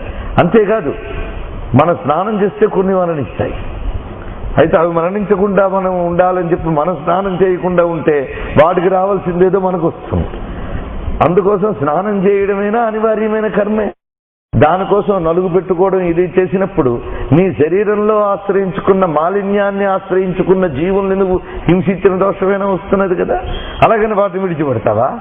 కనుక సృష్టిలో నీ నిత్య జీవితం నడవడానికి అనివార్యమైన హింస తప్పనిసరిగా చేసి తీరుతావు. ఉదకుంభీచ మార్జని. మార్జని అంటే తుడవడం, ఇల్లు ఊడవడం అంటారు. ఇల్లు ఊడవడం చెయ్యకపోతే మహాదోషం, చేస్తే ఇంకా దోషం. ఎందుకంటే ఆ దుమ్ము ధూళిని ఆశ్రయించుకుని చాలా జీవులు ఉంటాయి. వాటన్నిటినీ నువ్వు తుడిచి రోడ్డు మీద పడేస్తున్నావంటే అవన్నీ చెప్పిన దోషం. అందుకు నేను చాలా అహింసాపరాయనండి కనుక మా ఇంట్లో నేను తుడవనండి, ఓడవనండి అంటే అశుభ్రతకు కూడా అహింసావర్తం పేరు పెట్టుకుంటే చెప్పేది లేదు. ఇవన్నీ నువ్వు చెయ్యక తప్పనటువంటి హింసలు. ఈ చెయ్యక తప్పని హింసలు పోవాలి అంటే ఈ హింసలు చేసిన వాడు ఉత్తమ స్థితిని పొందడు. అది కూడా చెప్తున్నారు ఇక్కడ. ఇది ఇన్విటబుల్ కదండి, అనివార్యం కదా. పాపం రాదు. ఎప్పుడు పాపం రాదు? అనివార్యం గనకనే దీన్ని చిన్నపాటి ప్రాశ్చిత్తంతో పాపం దోషం పోతుంది. అది విశేషం. అనివార్యమైన హింస చేసినప్పుడే చిన్నపాటి పరిష్కారంతో దాన్ని తొలగించుకోగలం. నువ్వు కోరి కోరి దుర్మార్గుడివై హింస చేస్తే దానికి ఈ చిన్నపాటి యజ్ఞాలు సరిపోవండి. అసలు ఆ ప్రాయశ్చిత్త కర్మలు మహాఘోరం. అనివార్యంగా చేసేటువంటి హింసకే ఇంత సులభమైన ప్రాయశ్చిత్తం చెప్తున్నాడు. అది విశేషం. అదేమిటి? పంచసూన కృతం పాపం పంచయజ్ఞైర్వ్యపోహతి. ఈ పంచసూనముల వల్ల వచ్చేటువంటి పాపములను తెచ్చడానికై పంచయజ్ఞములు జరుగుతున్నాయి. అందుకు ఇప్పుడు ఎందుకు మనం యజ్ఞములు చేయాలి అంటే అనివార్యమైనటువంటి పాపము ఏది నీ జీవయాత్ర కోసం చేయవలసి వచ్చిందో తద్దోష పరిహారార్థం ఒకటి. రెండవది ఆ దేవతలిచ్చిన శక్తులతో బ్రతుకుతున్నావు గనక కృతజ్ఞతాపూర్వకంగా చేయవలసింది ఒకటి. కనుక నీ కోరికలు లేకున్నా నీ అవసరాలు తీరిపోతున్నాయి గనక వాటి కోసం నువ్వు అనివార్యంగా హింస చేస్తున్నావు గనక తద్దోష పరిహారార్థం చేయవలసినదే. చెయ్యకపోతే నీకు చిత్తశుద్ధి లేదు, జ్ఞానం లేదు, ఉత్తమ గతి లేదు. అందుకు పంచయజ్ఞముల వల్ల పంచశూనములు పోతున్నాయని చెప్పారు. ఇక్కడ మరొక ప్రశ్న, ఇంత పంచయజ్ఞాలు చేస్తే ఈ 5 పాపాలు పోవడానికేనా అంటే ఇంత పంచయజ్ఞాలు చేయడం వల్ల ఈ 5 పాపాలు పోవడం కూడా ఒక ప్రయోజనం, కానీ ఈ 5 పాపాలు పోవడం మాత్రమే ప్రయోజనం కాదు. ఇంకా ఇతరత్ర అనేక ప్రయోజనాలు ఉన్నాయి. నీ జీవితంలో నీకు ఇష్టమైనవన్నీ ఇవ్వగలిగే శక్తి పంచయజ్ఞములు ఉన్నాయి. ఈ పంచయజ్ఞములు ప్రతివాడు చేయాలి. అన్నిటికంటే ముఖ్యం దేవత. అది అన్నిటికన్నా ముఖ్యమైనటువంటిది దేవయజ్ఞం. అది వీటన్నిటి సారం. ఈ రోజుల్లో అతిథి పూజలు లాంటివి నిజానికి నిత్యం చేయలేని పరిస్థితులు ఏర్పడ్డాయి. పితృయజ్ఞములు కూడా నిత్యం చేయాలి. అసలు పితృతర్పణలు నిత్యం చేయాలి. అలాంటిది శ్రోత్రియులు నిత్యం కాదు కదా. అమావాస్య తర్పణలు సంవత్సరాన్ని పెట్టి ఆబ్దిగాలిగా వచ్చింది పాపం. కానీ ఈ నైమిత్తికంగా చేసేటువంటి ముఖ్యమైన పితృతర్పణలు మనం ఎలాగో వదలకుండా చేయవలసిందే. కానీ నిత్యం చేయలేకపోతున్నాం. కానీ నిత్యం దేవతార్చనైనా చేయగలగాలి. దేవతను ఆరాధించడం అనేది ప్రతి వ్యక్తి నిత్యం చేయవలసింది. అందుకు యజ్ఞములు ఇది విశేషం. అలాగే లోకము పట్ల నువ్వు చూపించవలసిన కృతజ్ఞత ఇవన్నీ కూడా చెప్పబడుతున్నాయి. నువ్వు చూపించే భావన శ్రద్ధ, దైవం నీ వైపు చూపించే భావన దయ, అది విశేషం. అందుకు మన భావన శ్రద్ధ, భగవద్భావన దయ. నువ్వు శ్రద్ధగా సమర్పిస్తే దైవం దయతో అనుగ్రహిస్తాడు. అందుకు యజ్ఞం అనే దానికి ప్రధానమైనటువంటి విషయం చెప్తున్నారు. ఒకవేళ యజ్ఞము చెయ్యకుండా మనం ప్రకృతిలో ఏ పదార్థాన్నైనా అనుభవిస్తే వాడు దొంగవుతాడు సుమా అన్నారు. అంటే దేవుడి సొమ్ము మహాపాపం అని ఇప్పటికే అంటూ ఉంటాం. ఇప్పుడు ఆ భీతే లేదు రండి. ఇప్పుడు పెద్దవాళ్ళు చెప్పుకుంటున్న వాళ్ళందరూ తింటున్నది అదే వాళ్ళంతా తింటున్నా పట్టించుకోనంత మొద్దు నిద్ర హిందువులది, తినడం వాళ్ళ పని. మనం చూస్తూనే ఉన్నాం. ఒక్కొక్క చోట దేవుడి సొమ్ము ఎంత తింటున్నారో. పాప భీతి, దైవ భీతి చాలా పోతున్నది. అంటే ఒక ఆలయంకు వీటికి నియమించబడ్డటువంటి మన పూర్వీకులు వాటికై ఇచ్చినటువంటి ఆ దేవద్రవ్యముని భయంకరంగా భోజేస్తున్నారు. మహాభారతంలో దుర్యోధనాదులు కూడా వాటి జోలికి వెళ్ళలేదు ఎప్పుడూ కూడా. రాక్షసులు కూడా జాగ్రత్తగానే ఉండేవారు. వాళ్ళని మించిపోయినటువంటి ప్రజాస్వామ్యంలో మనమున్నాం. అది విశేషం. పాశ్చాత్యులు పాలించేటప్పుడు కూడా ఈ దుస్థితి లేదు. దేవద్రవ్యాలను ఇంత ఘోరంగా తినడం మనం ఎలాగూ పట్టించుకో. మన దేవాలయాలు పోయినా పర్వాలేదు, ఏం పర్వాలేదు, మన ఆలయాలు బాగుంటే చాలనే స్థితిలో మనం ఉన్నాం. ఇలాగా దేవుడు సొమ్ము తింటే పాపం అన్నాం కదా. సృష్టి అంతా దేవుడి సొమ్మే, బాగా గుర్తుపెట్టుకోండి. సృష్టి అంతా దేవుడి సొమ్మే. సూర్యకాంతి దేవుడి సొమ్ము, కురిసే వర్షం దేవుడి సొమ్ము, వీచే గాలి దేవుడి సొమ్ము. ఎవడబ్బ సొమ్ముని ఊపిరి పీలుస్తున్నావు, ఎవడబ్బ సొమ్ముని వెలుగును గ్రహిస్తున్నావు, ఎవడబ్బ సొమ్ముని నీరు తాగుతున్నావు. ఇవన్నీ దేవుడి సొమ్ము గనక వారిని నువ్వు భావించి యజ్ఞము చెయ్యు. లేకపోతే స్తేనయేవ సహా, వాడు దొంగ సుమా అని చెప్తున్నాడు. అని చెప్పి వెంటనే యజ్ఞము చెయ్యగా మిగిలినది ఏదైతే ఉంటుందో దానిని తినేవాడే గొప్పవాడు, వాడు మాత్రమే అమృతాన్ని తిన్నవాడవుతాడు సుమా అని తర్వాత వాక్యంలో చెప్తున్నారు. యజ్ఞశిష్టాసినః సంతః ముచ్యంతే సర్వకిల్బిషైః. అన్ని పాపముల నుంచి విమోచనం పొందాలి అంటే అమృతం తినాలి. మనం అమృతం తినాలి అంటే మళ్ళీ దేవలోకం నుంచి తెప్పించుకోవాలా, లేదా గరుత్మంతుడు ప్రార్థించితే అమృత కుంభం తెచ్చుకొచ్చి పెడతాడా? అమృతం అంటే నిర్వచనం కూడా స్వామి చెప్తున్నాడు. యజ్ఞశిష్ట అశిన సంతః, యజ్ఞము చెయ్యగా మిగిలిన దానిని తినే సత్పురుషులు వాళ్ళు అమృతాన్ని తిన్నటువంటి వారే. యజ్ఞశిష్టాసిన సంతో, వాళ్ళు అమృతాన్ని తిన్నవాళ్ళు. వాళ్ళు ముచ్యంతే సర్వకిల్బిషైః, యజ్ఞము చెయ్యగా మిగిలిన దాన్ని తినేవారు సర్వకిల్బిషముల నుంచి, అనగా అన్ని పాపముల నుంచి అని అర్థం. ఇక్కడ పాపములు అంటే దోషములు అని అర్థం. ఒక వ్యక్తిని, ఆ జీవ సంస్కారాన్ని ఎన్ని దోషాలు ఆవరించుకున్నాయో ఆ వ్యక్తికి తెలియదు. బాగా గుర్తుపెట్టుకోండి. నేనే పాపము ఎరగనండి అంటే అసలు నీ గురించి నువ్వే ఎరగవు, పాపాల గురించి ఎరగడం ఇక్కడ. అసలు జీవుడి గతి ఏమిటి, జీవుడి చుట్టూ ఉన్నటువంటి చిత్త సంస్కారం ఏమిటి మనకేం తెలుసు? అనేక జన్మ పరంపరలకు చెందినటువంటి సంస్కారములు జీవుడి చిత్తంలో ఉంటాయి, రికార్డ్ అయి ఉంటాయి. అవన్నీ కూడా ఆ మాలిన్యములు పోగొట్టుకోవడానికే యజ్ఞకర్మలు ఇక్కడ చెప్పబడుతున్నాయి. అదే నిన్న చేసిన పాపమో ఇవాళ చేసిన పాపమో పోగొట్టుకోవడానికి కాదు. ఈ రికార్డు మళ్ళీ ఉంది ఫ్రెష్.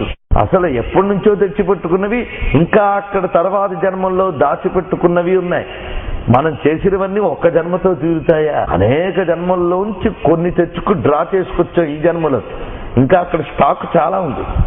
మరి ఇవన్నీ తరగాలి అంటే ఈ జన్మలోనే ప్రయత్నించవచ్చు.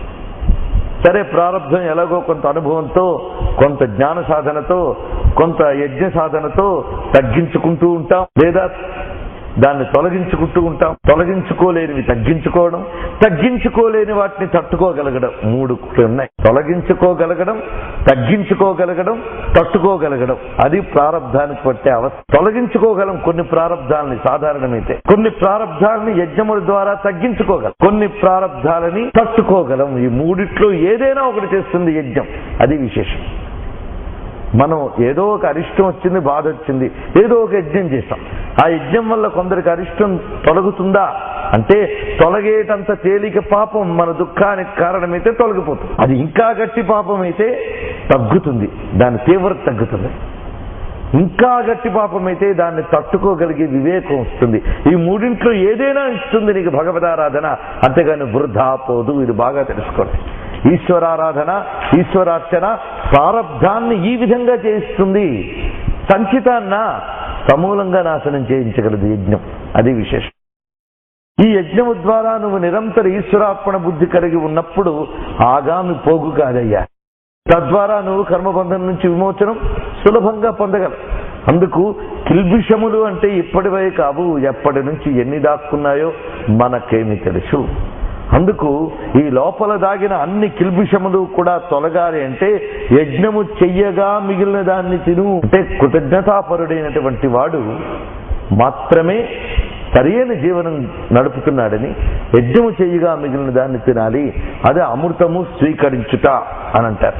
అలా కాకుండా భుంజతే త్వగం పాపాహ ఏ పచంత్యాత్మకారణాత్, తనకి తాను ఎవడైతే వండుకుంటున్నాడో, ఆత్మకారణాత్ అంటే తన కోసమై ఎవడైతే పచంతి వండుతూ ఉన్నారో వారు భుంజతే తే అఘం, వాడు పాపాన్ని తింటున్నాడు అన్నాడు. ఎంత గొప్ప విషయం చూడండి. అంటే భగవానుడు ఇక్కడ సోమర్తనాన్ని ఎలా నిందించాడో, కృతజ్ఞతను ఎలా నిందించాడో, ఈ శ్లోకంలో స్వార్థపరత్వాన్ని అలా నిందిస్తున్నాడు. స్వార్థపరుణ్ణి బాగా నిందిస్తున్నాడు. తన కోసం తాను సంపాదించేవాడు, తన కోసం తాను తినేవాడు పాపాన్ని తెచ్చున్నాడు. అది విశేషం. అందుకు త్యాగపూర్వకమైన జీవనం గడిపేవాడే ధన్యుడు.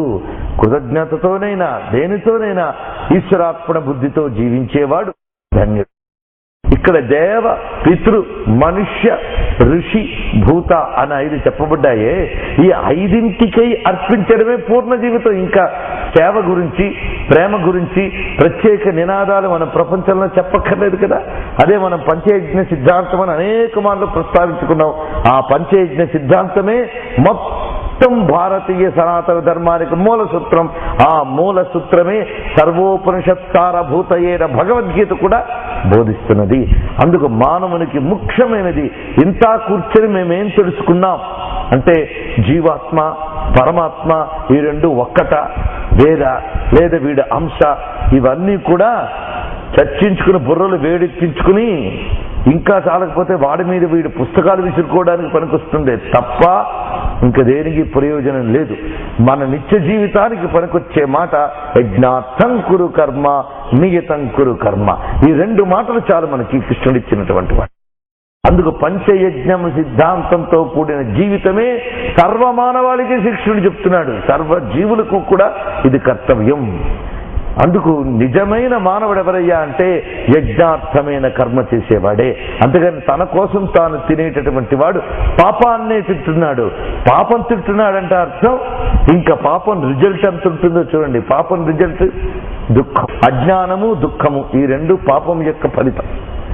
వాడు పాపం తింటున్నాడు అంటే తిన్నదూరుకుంటుందా, ఒంటి నిండా పడుతుంది. అది అంతే కదండి. తిన్న తిండి వంట పట్టట్లేదండి అంటాం మనం. తిన్న తిండి వంట పట్టాలంటే పాపం తింటే పాపం వంట పడుతుంది. అందుకే మనకి రుద్రాభిషేకం చేసేటప్పుడు త్వగస్థిగతై సర్వ పాపై ప్రముచ్యతే అని గొప్ప మాట వేశారు. తిన్నటువంటి అన్నంట ఎన్ని రకాలుగా మారుతుందో చెప్తున్నాడు. దానికి ఉపనిషత్తు, చాందోగ్యోపనిషత్తు మొదలైనటువంటి ఉపనిషద్ విద్యలు వివరం చెప్తున్నాయి, వేదములు వివరం చెప్తున్నాయి, పురాణములు చెప్తున్నాయి.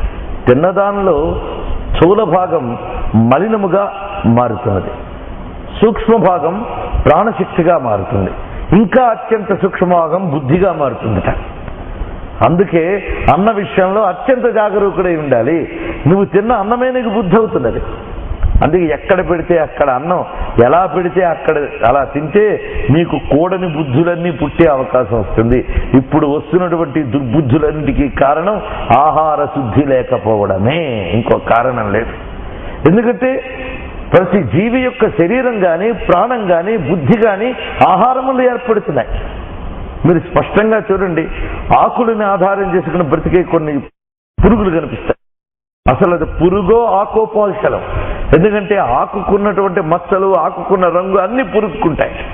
అంటే దాని దేహంలో దాని తిన్న ఆహార లక్షణం స్పష్టంగా కనబడిపోతుంది. అలాగే సృష్టి అంతా కూడా దేహము, ప్రాణము, బుద్ధి ఆహారం మీద ఆధారపడి ఉన్నప్పుడు ఆహార విషయంలో ఎంత జాగరూకుడై ఉండాలి. ఇంత జ్ఞానం ఉంది కనుకనే ఒక్క భారతదేశంలోనే ఆహార విషయంలో బోలెడని నియమాలు పెట్టారు. జ్ఞానం ఎక్కడుంటుందో నియమం ఎక్కడుంటుంది, నాగరికత ఎక్కడుంటుందో నియమం అక్కడ ఉంటుంది. అందుకే భారతీయులకే ఆహార విషయంలో నియమాలు ఎక్కువ. పాపం మిగిలిన వాళ్ళకి ఏం పర్వాలేదు. ఇంకా 2 చేతులతో పీక్కుతినే సంస్కృతి నుంచి కూడా మేలుకోనటువంటి జాతులవి.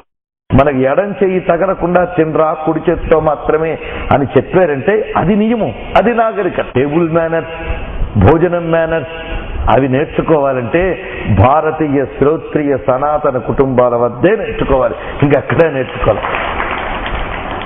అందుకు ఏం వండాలి, ఎలా తినాలి, ఎప్పుడే తినాలి, ఆ తినేటప్పుడు చప్పుడు చేయకుండా తినాలి. వాడు ముందు ఆ పరిశేషణ చేసి నోట్లో అమృతోపస్తరణం పుచ్చుకున్నప్పుడు చప్పుడు కాకూడదు. ఆచమనం చేస్తున్నప్పుడు చప్పుడు చేస్తే రక్తపానం చేసిన దోషం అన్నారు. ఎంత ఆలోచించారు చూడండి. చప్పుడు చేస్తూ తినరాదు, చప్పుడు చేస్తూ నీళ్లు తాగరాదు, ఎన్ని విశేషాలు. ఆ కూర్చున్నప్పుడు పంక్తిలో ఇతరులు లేవకుండా నువ్వు లేవరాదు, ఎన్నెన్ని విషయాలు చెప్పారు. అన్నం ననింద్యాత్, తింటున్న అన్నాన్ని నిందించరాదు, విస్తర్ని తొయ్యరాదు. ఎంత కోపం వచ్చినా అన్నం విస్తర్ని తొయ్యడం, అన్న పదార్థాన్ని నిరసించడం కూడదు. ఎలా చూశారండి. అందుకే భారతీయుడు అన్నం తినడం అంటే ఏదో కడుపు నింపేసుకోవడం కాదు, నిలబడి చెయ్యి పట్టుకుని ఎడం చేత్తో పట్టుకుని తింటే గోమాంస భక్షణ చేసినంత దోషం వస్తుందని కూడా చెప్పారు. అందుకు భారతీయుడు అన్నం తినడం చూడండి, పూజ చేస్తున్నంత శ్రద్ధగా ఉంటాడు. ఆ అన్నం విస్తట్లో వడ్డిస్తారు మొత్తం. ఆ వడ్డించిన తర్వాత దానికి నమస్కారం చేస్తారు. ఇది యజ్ఞమే అంటాడు వాడు. ఎందుకంటే తనకి సమర్పించుకోవడం కూడా యజ్ఞమే. అంటే తను తినడమే యజ్ఞం అన్నప్పుడు మరి వేరే యజ్ఞం ఎందుకండి అనవద్దు. ముందు యజ్ఞం చేసి స్వీకరించినా మళ్ళీ యజ్ఞం చేస్తున్నానే స్వీకరించమన్నాడు. ఎందుకంటే నీ లోపల నీకు పడేసుకోవడమే తెలుసు, అరిగించేవాడు ఇంకోడున్నాడు. నీ నోట్లో పడేసుకోవడమే తెలుసు, అరిగించే పని వాడిది. స్వగ్రభుగ్విభజన్ తిష్టన్నాహారమజర కవి మంత్రపుష్పం చెప్తున్నది. దాన్నే పరమాత్మ మళ్ళీ చెప్తాడు గీతలో. చిట్ట చివరికి చెప్పేది కాదు, మధ్యలోనే వస్తుంది అది. అహం వైశ్వానరో భూత్వ ప్రాణినాం దేహమాశ్రిత. కనుక లోపల పంపిస్తున్నామంటే మళ్ళీ ఆయనకే ఇస్తున్నావు కదా. ఆయనకి ఇచ్చేటప్పుడు ఎలాంటిది ఇవ్వాలండి, ఎలా ఇవ్వాలండి? భగవంతుడికి ఏదో ఇచ్చేస్తావా? ఎలా పెడితే అలా ఇస్తావా? అంత శ్రద్ధగా పూజ చేస్తావో అన్నం కూడా అంత శ్రద్ధగా తిను, పూజ చేస్తున్నట్టు తిను. అందుకు నీ ముందు ఉన్నది నీ కడుపు నింపే ఆహార పదార్థం కాదు, అన్నపూర్ణాదేవత అన్నంత పవిత్రంగా దాన్ని స్వీకరించి ఆహారాన్ని ప్రాణాహుతులు వేసుకుని మనం లోపలికి పంపిస్తాం. ఆ లోపల ఉన్న అగ్నిహోత్ర స్వరూపుడైన నారాయణకు మనం సమర్పణ చేస్తున్నా అన్నప్పుడు ఎంత శుద్ధమైన ఆహారం ఉండాలి. అందుకు యజ్ఞార్థం చేసే కర్మ ఏం చేస్తున్నది అంటే యజ్ఞాన్ని శుద్ధి చేస్తుంది. ఇప్పుడు తెలిసింది కదా, యజ్ఞార్థం కర్మ చేసినప్పుడు అది నిన్ను బంధించదు. అది ఎలాగంటే ఒక ఔషధిని స్వీకరించేటప్పుడు దాన్ని యథాతథంగా స్వీకరిస్తే కొన్ని ప్రమాదాలు వస్తాయి. ఆ ఔషధిని శుద్ధి చేసి స్వీకరిస్తాం. ఉదాహరణకి పాదరసాన్ని కూడా ఔషధిగా వాడతారు. కానీ పాదరసం ఔషధి కదా అని దొరికిన పాదరసం నోట్లో పోసేసుకోకూడదు కదా. దానికి చేయవలసిన శుద్ధి ప్రక్రియ చేసి దాన్ని ఔషధిగా మలచి స్వీకరిస్తాం. అలాగే ఔషధిని స్వీకరించినప్పుడు దానికి తగిన ప్రాసెస్లో దాన్ని శుద్ధి చేసి కదా స్వీకరిస్తున్నాం. అలాగే కర్మని యజ్ఞముగా శుద్ధి చేసుకుని ఆచరిస్తే అది దోషము లేకుండా అది నిన్ను క్రమంగా అసలు స్థితి అయిన బ్రాహ్మీ స్థితికి చేరుస్తుంది సుమా. అందుకే యజ్ఞార్థం గురు కర్మత్వం. యజ్ఞం యొక్క విశేషాన్ని ఇంత విస్తృతంగా చెప్తూ యజ్ఞం యొక్క లక్షణాన్ని, యజ్ఞము చెయ్యకుండా చేస్తే వచ్చేటువంటి దోషాన్ని కూడా చెప్తున్నారు. అసలు ప్రకృతినంతటినీ పరిశీలించితే త్యాగపూర్వకమైన కర్మ ఈశ్వర శక్తులన్నీ ఎలా నిర్వహిస్తున్నాయో చూడండి. ఇక్కడ సూర్యుడు కిరణాలను వెదజల్లుతున్నాడు. ఆ కిరణాలను వెదజల్లుతున్నప్పుడు ఏమడిగిచ్చాడు? కిరణాలు ప్రదానం చేస్తున్నాడు. నదులు జలములను ఇస్తున్నాయి. మనకి సుభాషితాల్లో కూడా ఈ మాటలు చెప్తూ ఉంటారు. వృక్షములు ఫలాలు ఇస్తున్నాయి. ఇవన్నీ ఇవ్వడము ఇవ్వడము ఇవ్వడము అని పనిపెట్టుకుని నీ ముందు ఇంత ప్రకృతి కనబడుతూ ఉంటే ఈ ప్రకృతిని చూసేనా నువ్వు ఇవ్వడం అనేదా నేర్చుకోకపోతే ఎలాగా? నీ చుట్టూ ఉన్నటువంటి ప్రకృతి అంతా ఇస్తున్నదే. అందుకు ఇవ్వడం నేర్చుకో, ఇవ్వడం నేర్చుకో. పుచ్చుకోవడం అదే వస్తుంది. గోడకి బంతి కొట్టేవా తిరిగి అదే వస్తుంది. అందుకు యజ్ఞం అనే కర్మ చేసేవా దాని ఫలితం ఇంత అంత అదే వస్తుంది. అందుకు యజ్ఞార్థమైనటువంటి కర్మని ఆచరించమని ఇక్కడ స్వార్థపరత్వాన్ని నిందిస్తున్నారు. పరోపకారార్థం సతాం విభూతయ అన్న. పరోపకారం కోసం సత్పురుషుడు తమ శక్తులన్నింటినీ కూడా ఏ విధంగా ఇస్తున్నారు అదంటే యజ్ఞమే. అందుకు ఇక్కడ యజ్ఞం చెప్పి ఈ స్వార్థరహిత స్థితికి ఎదగమని బోధించి అసలు ఈ జగత్తంతా యజ్ఞం ద్వారా ఎలా చక్రంలా తిరుగుతున్నదో తర్వాత ఒక శ్లోకంలో అందంగా చెప్తున్నాడు స్వామి. అన్నాద్భవంతి భూతాని పర్జన్యాదన్న సంభవ యజ్ఞాద్భవతి పర్జన్యో యజ్ఞ కర్మ సముద్భవ కర్మ బ్రహ్మోద్భవం విద్ధి బ్రహ్మాక్షర సముద్భవం తస్మాత్ సర్వగతం బ్రహ్మ నిత్యం యజ్ఞే ప్రతిష్ఠితం ఏవం ప్రవర్తితం చక్రం నానువర్తయతీహ యః అఘాయు ఇంద్రియారామో మోఘం పార్థ సజీవతి. ఈ శ్లోకములన్నీ ఒక బంచ్. ఇది ఒక గుత్తి, ఒక గుచ్చం, ఒకదానికోటి సంబంధం కలిగినటువంటి శ్లోకముల వరుస ఇది. అందుకు ఒక్క మారు చెప్పడం జరిగినది. యజ్ఞచక్రం ఎలా ఉంటుందో వివరిస్తున్నారు ఇక్కడ. అన్నాద్భవంతి భూతాని, అన్నము వలన జంతుజాలములు కలుగుతున్నాయి. జీవ సృష్టి అంతా అన్నము వలన కలుగుతున్నది. ఈ అన్నము దేని వల్ల కలుగుతున్నది? పర్జన్యాత్, మేఘము వలన కలుగుతున్నది. ఈ మేఘము వల్ల దేని వల్ల కలుగుతుంది? యజ్ఞాద్భవతి పర్జన్య. సృష్టికి ప్రకృతి శక్తులకి మనం పరిశీలించినట్లయితే మన భావనా శక్తితో ప్రకృతి శక్తిని శాసించగలము, అందులో సందేహం లేదు. ఆ రహస్యం ఏనాడో భారతీయ విజ్ఞానంలో చెప్పబడింది. మన యజ్ఞ ప్రక్రియ గురించి పరిశీలించినట్లయితే కలిపురుషుడి ప్రవేశంతో ప్రకృతి నుంచి సంపదని గ్రహించే విజ్ఞానాల్లో ఒక విజ్ఞానం మనం కోల్పోయి అందరం కూడా ప్రకృతి నుంచి సంపదని గ్రహిస్తాం. దీనికి రెండు పద్ధతులు ఉన్నాయి. ప్రత్యక్షమైనటువంటి భౌతిక పద్ధతి ఒకటి, దివ్యమైనటువంటి యజ్ఞ పద్ధతి ఒకటి. ఈ రెండు విశేషములే. ప్రకృతి నుంచి మనం సంపద గ్రహించడానికి రెండు ప్రక్రియలు ఉన్నాయి. ఒకటి భౌతికమైన ప్రక్రియ. భౌతికమైన ప్రక్రియలో ప్రకృతిని కేవలం జడ పదార్థంగా చూసి దానిని తన బుద్ధిశక్తితో ఏ విధంగా ఎక్స్ప్లాయిట్ చేయడం అనేటువంటి ప్రక్రియ ఏదైతే ఉందో అది భౌతిక ప్రక్రియ. ప్రస్తుతం మనం అందరం అనుసరిస్తున్న ప్రక్రియ ఇదే ఆధునిక నాగరికత యొక్క లక్షణం. దీని దృష్టి భౌతిక దృష్టి. కానీ భారతీయ మహర్షి ఇంతకంటే అత్యంత సూక్ష్మమైన ప్రక్రియని తన సైన్స్తో తాను ఆవిష్కరించాడు. ఆ ప్రక్రియ పేరు యజ్ఞ ప్రక్రియ. ఇది విశేషం. ఈయన ఏం చేశాడంటే వస్తు దృష్టి కాకుండా వస్తువుని నియమించే శక్తి దృష్టి చూశాడు. అది రహస్యం. ఇప్పుడు జలము ద్వారా ఒకటి పొందడం ఉన్నది నిజమే, కానీ జలమును శాసించే శక్తిని ముందు నువ్వు ప్రసన్నం చేసుకుని అటు తర్వాత జలము ద్వారా ఏమి సాధించవచ్చు అనే భౌతిక ప్రక్రియను అమలుపరిస్తే ఆ శక్తి నీకు అనుకూలించి ఈ భౌతిక పదార్థం నీకు ప్రయోజనం కలిగించే విధంగా మలచబడుతుంది తనకు తానే. అది విశేషం. ఈ రహస్యం కనిపెట్టాడు ఎవరు? భారతీయ మహర్షి. అందుకే యజ్ఞ ప్రక్రియ అనేటువంటిది పూర్తిగా భారతీయ విజ్ఞానం, భారతీయ ఋషులు ఆవిష్కరించింది. ఇది సృష్టిని బాగా తపస్సుతో అర్థం చేసుకోవడం వల్ల ఈ సత్యాన్ని గ్రహించగలిగాడు. అందుకు సృష్టిలో నీకు వృష్టినిచ్చే పర్జన్యము యజ్ఞము వలన కలుగుతున్నది అనే రహస్యమైన సూత్రాన్ని ఇక్కడ చెప్తున్నాడు. పర్జన్యము అంటే వర్షాన్ని కురిపించే మేఘం మాత్రమే కాదు, ఇదొకటి తెలుసుకోవాలి మనం. వృష్టి అంటే వర్షం. వర్షం అంటే అర్థం కేవలం కురిసే నీరు మాత్రమే కాదు. మనం కేవలం నీటి వల్లే బతుకుతున్నామా? నీటి వల్ల కూడా బతుకుతున్నాం. కానీ జగతిలోకి పంపు చేయబడుతున్న లేదా జగతిలోకి వస్తున్న సరఫరా చేయబడుతున్న వాటన్నిటికీ కూడా వృష్టి అని పేరు. అలాగే దేని ద్వారా ఈ వృష్టి వస్తుందో ఆ మీడియాకి పర్జన్యం అని పేరు. అది విశేషం. కాంతి ఉన్నది, ఈ కాంతి కిరణములన్నీ మనకు వస్తున్నాయి, కిరణముల ద్వారా కాంతి లభిస్తూ ఉన్నది మనకు. అందుకు ఇక్కడ కాంతి అనేది కూడా వృష్టి. అలా సృష్టిలో ఉన్నటువంటి శక్తులన్నీ కూడా వృష్టులు. ఈ వృష్టులు ఎవరి వల్ల వస్తున్నాయో వాటిని పర్జన్యములు అని చెప్తున్నారు. ఈ పర్జన్యములకు ఎవరైతే అధిపతులు వాళ్ళు దేవతలు. ఆ దేవతలను నువ్వు యజ్ఞము ద్వారా తృప్తిపరిచినప్పుడు నీకు కావలసిన వృష్టి వస్తున్నది. ఈ వృష్టి వల్ల అన్ని ఐశ్వర్యములు లభిస్తున్నాయి. అందుకు ఈ యజ్ఞం అనేటువంటిది ఎలా నీకు వచ్చినది అంటే యజ్ఞ కర్మ సముద్భవ, కర్మ వల్లనే యజ్ఞము కలుగుతున్నది. అయితే ఏ కర్మ ఏ యజ్ఞం అనేది ఎవరు చెప్తున్నారు నీకు అంటే కర్మ బ్రహ్మోద్భవం విద్ధి. ఈ కర్మని చెప్పేది నియతం కురు కర్మ అన్నట్టుగా బ్రహ్మము చెప్తున్నది. బ్రహ్మము అంటే వేదము అని అర్థం. కర్మ బ్రహ్మోద్భవం విద్ధి అంటే వేదము ద్వారా కర్మ వచ్చినది. ఈ వేదాలు ఎక్కడి నుంచి వచ్చాయి? వెంటనే ప్రశ్న కదా.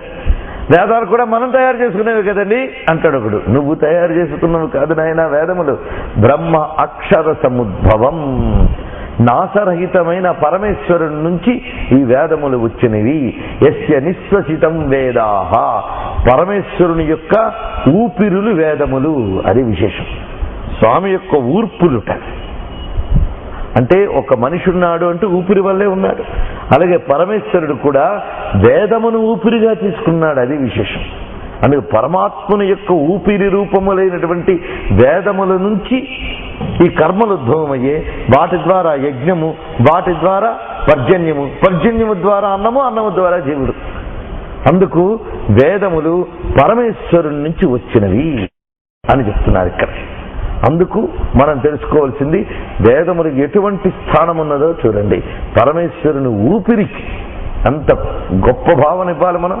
అందుకు వేదములకు అటువంటి స్థానం ఉన్నది. తస్మాత్ సర్వగతం బ్రహ్మ నిత్యం యజ్ఞే ప్రతిష్ఠితం. ఆ పరమేశ్వరుడు ఎక్కడున్నాడు? ఇప్పుడు మళ్ళీ ప్రశ్న. పరమేశ్వరుడి దాకా వెళ్ళాం. ఆ పరమేశ్వరుడు ఎక్కడున్నాడు? సర్వగతం. సర్వగతుడు పరమాత్మ. సర్వగతుడైన పరమాత్మ ఆయన అయినప్పుడు ఇప్పుడు చెప్పిన యజ్ఞం అనే ప్రధానం ఎక్కడుంది? ఆ సర్వగతుని యందే ప్రతిష్ఠితమైంది. అందుకు సర్వగతుడైన పరమాత్మ యందు యజ్ఞం ప్రతిష్ఠితమైంది గనక ఈ విశ్వమంతా కూడా యజ్ఞమయమే సుమా. అందుకు విశ్వచక్రమే యజ్ఞ చక్రం.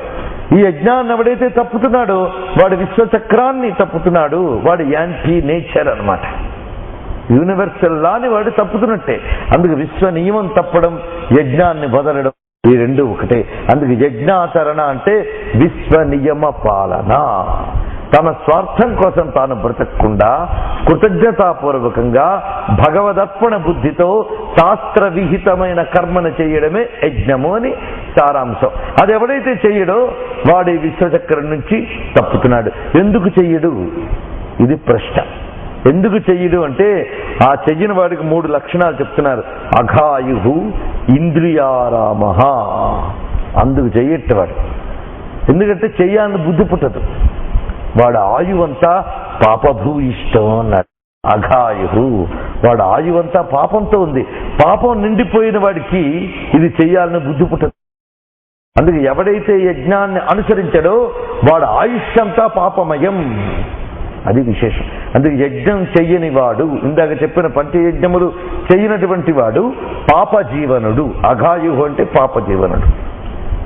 అయ్యో ఉదయాన్నే లేచి దేవతను అర్చించు అనగానే ఎందుకండి అంటాడు వీడు. ఆ ఎందుకండి అనడానికి వీడికి సైన్స్ వచ్చి కాదు, ఒంటి నిండా బద్ధకం ఉండి అని అర్థం.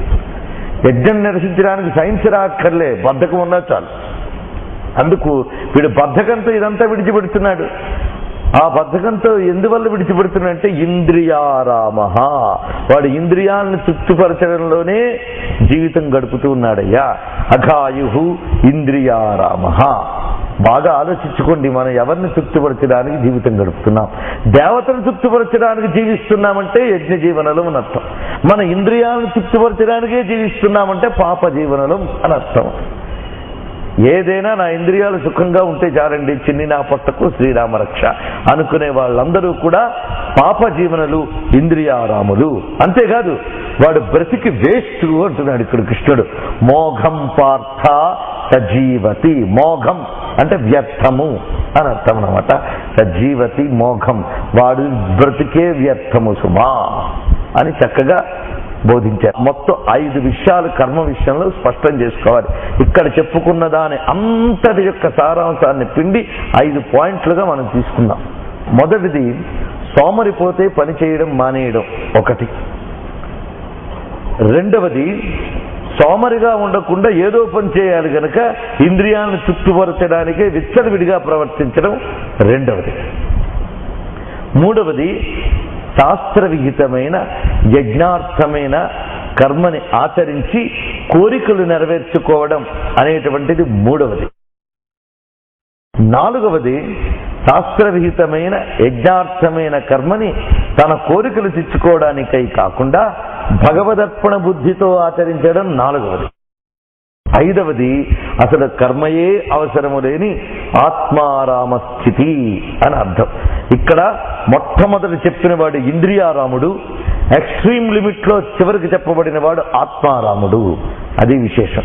ఆత్మారాముడు అంటే తన యందు తాను రమించేవాడు. వాడికి దేవత అవసరము అక్కర్లే, ప్రకృతి అవసరం అక్కర్లే, కర్మ యొక్క అవసరము కూడా లేని సుఖ మహర్షి మొదలైనటువంటి వారి యొక్క స్థితి ఆత్మారాములు. అది తర్వాత శ్లోకంలోనే శ్రీకృష్ణ పరమాత్మ చెప్తున్నాడు కనుక అటు తీసుకువెళుతున్నాం. యస్వాత్మరతిరేవ స్యాత్ ఆత్మతృప్తశ్చ మానవః ఆత్మన్యేవత సంతుష్టః తస్య కార్యం న విద్యతే. అసలు ఈ దేవతలు యజ్ఞములు ఈ స్థితి ఏవి అక్కర్లేదనేవాడు ఎవడు? వాడు. ఎందుకంటే కిందటి అధ్యాయంలోనే త్రైగుణ్య విశ్వావేదా నిస్త్రైగుణ్యో భవార్జున అని చెప్పాడు కదా. వేదములన్నీ కూడా త్రైగుణ్య విషయములు, నువ్వు నిస్త్రైగుణ్యానికి వెళ్ళు అన్నాడు. ఇక్కడేమో వేదమయమైన యజ్ఞాన్ని చేయంటున్నాడు. అంటే అర్థం ఆత్మారాముడైనటువంటి వాడి స్థితి వేరయ్యా. నువ్వు ఆత్మారాముడువా? కాదే. నీకు ఇహలోకం ఉన్నది, కావలసినవి ఉన్నాయి, జీవితం ఉన్నది, ఇన్ని ఉన్నాయే. నీకు బ్రహ్మము కావాలనే కోరిక ఉండవచ్చు, కానీ ఆత్మారామ స్థితి లేదు.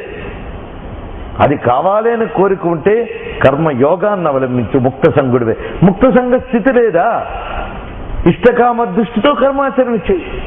అది కాకుండా నువ్వు దుర్మార్గుడివై, కృతజ్ఞుడివై, సోమరవై బ్రతకరాదు. అందుకు ఈ కర్మ అనే దానికి 5 రకమైన సోపానములు ఉన్నాయి. ఇది జాగ్రత్తగా, ఇవి విడివిడిగా చూసుకోవాలి. ఈ 5 స్పష్టమయ్యాయి కదా. ఒకటి సోమరితనం, రెండవది ఏదో ఒకటి చెయ్యాలి కనుక దుర్మార్గాలు చేస్తూ ధర్మాధర్మ విచక్షణ లేకుండా ఉండడం, దీన్నే స్వార్థము అని అంటాం మనం. ఇవి 2 స్థితులు. మూడవ స్థితి తాను శాస్త్రము చెప్పిన కర్మని తన కోరిక కోసం చెయ్యడం. ఇది దోషం కాదు కానీ ఉన్నత స్థితి కాదు. అది విషయం. వీడి వల్ల ప్రమాదం లేదు. వాడు ఉన్నత స్థితికి చేరకపోయినా ఉన్న స్థితి నుంచి పతనం కడవాడు. అందుకు కోరిక కోసమైనా కర్మ ఆచరించడం దోషము లేదు యజ్ఞకర్మని. 4వ స్థితి ముక్త సంగుడై భగవదర్పణ బుద్ధితో యజ్ఞార్థమైన నియతమైన కర్మని చేయడం. 5వ స్థితి అసలు కర్మకు కూడా అతీతమైన ఆత్మారామ స్థితి. ఇప్పుడు మరొకసారి పునరుక్తిగా వివరించాం. ఈ 5 స్థితుల్ని గుర్తుపెట్టుకుంటే ఇప్పటి వరకు కృష్ణ పరమాత్మ ఇచ్చిన ఉపన్యాసంలో విషయముడిది. 5 ఎప్పుడైతే మనం బైఫర్కేట్ చేసుకున్నామో అప్పుడు ఇంకా వ్యామిశ్రేణేవ వాక్యేన మోహయసీవి మా అనే మాట లేదు, కలగాపులగం లేదు, కన్ఫ్యూజన్ లేదు. అంత స్పష్టంగా చెప్తున్నారు. ఇప్పుడు నువ్వు నిర్ణయించుకో నువ్వే స్థాయికి చెందిన వాడవో. అందుకు లోకంలో మొదటి 2 అధముడు, ఒకడు అధమాధముడైతే ఇంకోడు అత్యంత అధముడు. సోమరి అధమాధముడు, రెండవ వాడు అధముడు, మూడవ వాడు మధ్యముడు, మంచివాడు. లోకంలో మనకి ఎక్కువ వీళ్ళే కనిపిస్తూ ఉండొచ్చు. అందుకు మధ్యముడు. ఈ మధ్యముని కర్మయోగులను భ్రమించకు. దానికంటే కొంచెం పై స్థాయి కర్మయోగం. కర్మయోగం ద్వారా పొందే స్థితి ఆత్మారామ స్థితి. అది ఇప్పుడు ఆత్మారాముని యొక్క లక్షణములు ఏమిటి ఇత్యాదులన్నీ తర్వాత చెప్పబడుతూ అసలు పాపం అనేది ఎందుకు మనిషి ఆచరిస్తాడు ఇత్యాది విషయాలన్నీ కూడా అర్జునుడు ప్రశ్నించడం, శ్రీకృష్ణుడు చెప్పడం మనం తెలుసుకున్నాం. ఇక్కడ స్వామి కర్మాచరణ అనేటటువంటిది అత్యంత సహజమైనది. కర్మ చెయ్యకుండా ఈ ఉపాధిలో ఉన్నవాడు ఆగలేడు. ఎందుకంటే ఉపాధి యొక్క లక్షణమే కర్మ చేయడు. అందుకు కర్మ చెయ్యను అని భీష్మించుకుంటే అది సోమరితనం సుమా. అలాగని ఏది తోచిదా చేయడానికి వీల్లేదు. ఏ కర్మ చేయాలంటే నియతం కురు కర్మ అని, యజ్ఞార్థం కురు కర్మ అని ఈ రెండింటినీ గాఢంగా బోధించాడు. అటు తర్వాత కర్మయోగాన్ని తెలియజేశాడు. కర్మయోగం అంటే ముక్త సంగ సమాచార. కర్మ అనుష్ఠానం అంటే నియతం కురు కర్మ, యజ్ఞార్థం కురు కర్మ. కర్మయోగం ముక్త సంగ సమాచార. ఇలా చెప్పి అటు తర్వాత జ్ఞాని యొక్క స్థితిని తెలియజేస్తున్నాడు. ఆత్మారాముడైన జ్ఞాని ఎలా ఉంటాడో చెప్తున్న శ్లోకాన్ని ప్రస్తావించుకున్నాం. 17వ శ్లోకం. యస్వాత్మరతిరేవ స్యాత్ ఆత్మతృప్తశ్చ మానవః ఆత్మన్యేవ చ సంతుష్టః తస్య కార్యం న విద్యతే అని. ఇక్కడ యజ్ఞార్థం కర్మ చేయమన్నప్పుడు జగత్తంతా కర్మమయం. కర్మమయమైన దాంట్లో ప్రకృతిలో ఉన్న నువ్వు కూడా కర్మని ఆచరించవలసిందే. అయితే జగద్ అతీత స్థితిలో, కర్మకి అతీత స్థితిలో ఉన్నవాళ్ళు కొందరు ఉన్నారయ్యా అన్నాడు. వారు యజ్ఞార్థమై గాని లేక ఇష్టకామ దుఃఖ అని చెప్పినట్లుగా ఏదో ఇష్టము కోరుకునో లేదా పరాగతి కోరుకునో ఉండరు వారు. ఎందుకంటే ఆ స్థితి తామై ఉన్నటువంటి వారు. పరమాత్మయే తామై ఉన్నటువంటి వారు ఎవరో అటువంటి పరమహంసలున్నారే వారికి తస్య కార్యం న విద్యతే, వారి కార్యం లేదుట. చేయాల్సినటువంటి కార్యమే వాళ్ళకు లేదు. అటువంటి వారికి ఆత్మరతులు అని పేరు. యస్వాత్మరతిరేవ స్యాత్. ఆత్మరతులు. రతి అంటే అర్థం ఆసక్తి అని అర్థం. వాళ్ళ ఆత్మరతులు.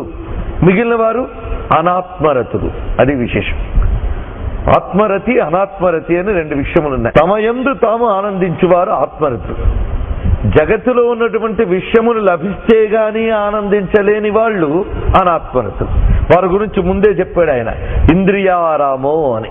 అఘాయురింద్రియారామో మోఘం పార్థ సజీవతి అని 16వ శ్లోకం చెప్పి 17వ శ్లోకంలో ఆత్మరతులైనటువంటి వారి విషయం చెప్తున్నాడు. అంటే ఇది ఇంద్రియారాముల సంగతి 16, 17వ శ్లోకం ఆత్మారాములు. ఇద్దరు రెండు ఎక్స్ట్రీమ్స్ అండి. అది విశేషం. వీడొక ఎక్స్ట్రీము, వాడొక ఎక్స్ట్రీము. ఈ మధ్యలో ఉండవలసిన వాళ్ళం మనం, ఉన్నవాళ్ళం మనం. అందులో సందేహం లేదు. కానీ స్వభావం ఉన్నదే, మానవ స్వభావం. ఏదైనా ఒక దివ్యత్వం గురించి చెప్తే బహుశా నాకు అది వచ్చేసిందేమో అనుకునేటటువంటి స్వభావం. కానీ నాకు వస్తుందా, ఆ స్థితి నాకుందా అని ఎప్పుడూ ఆలోచించం. జ్ఞాని ఇలా ఉంటాడు అంటే నేను మొన్న అలాగే ప్రవర్తించానండి, మీకు తెలియదేమో అంటాడు. వెంటనే మీరు పరిశీలించండి.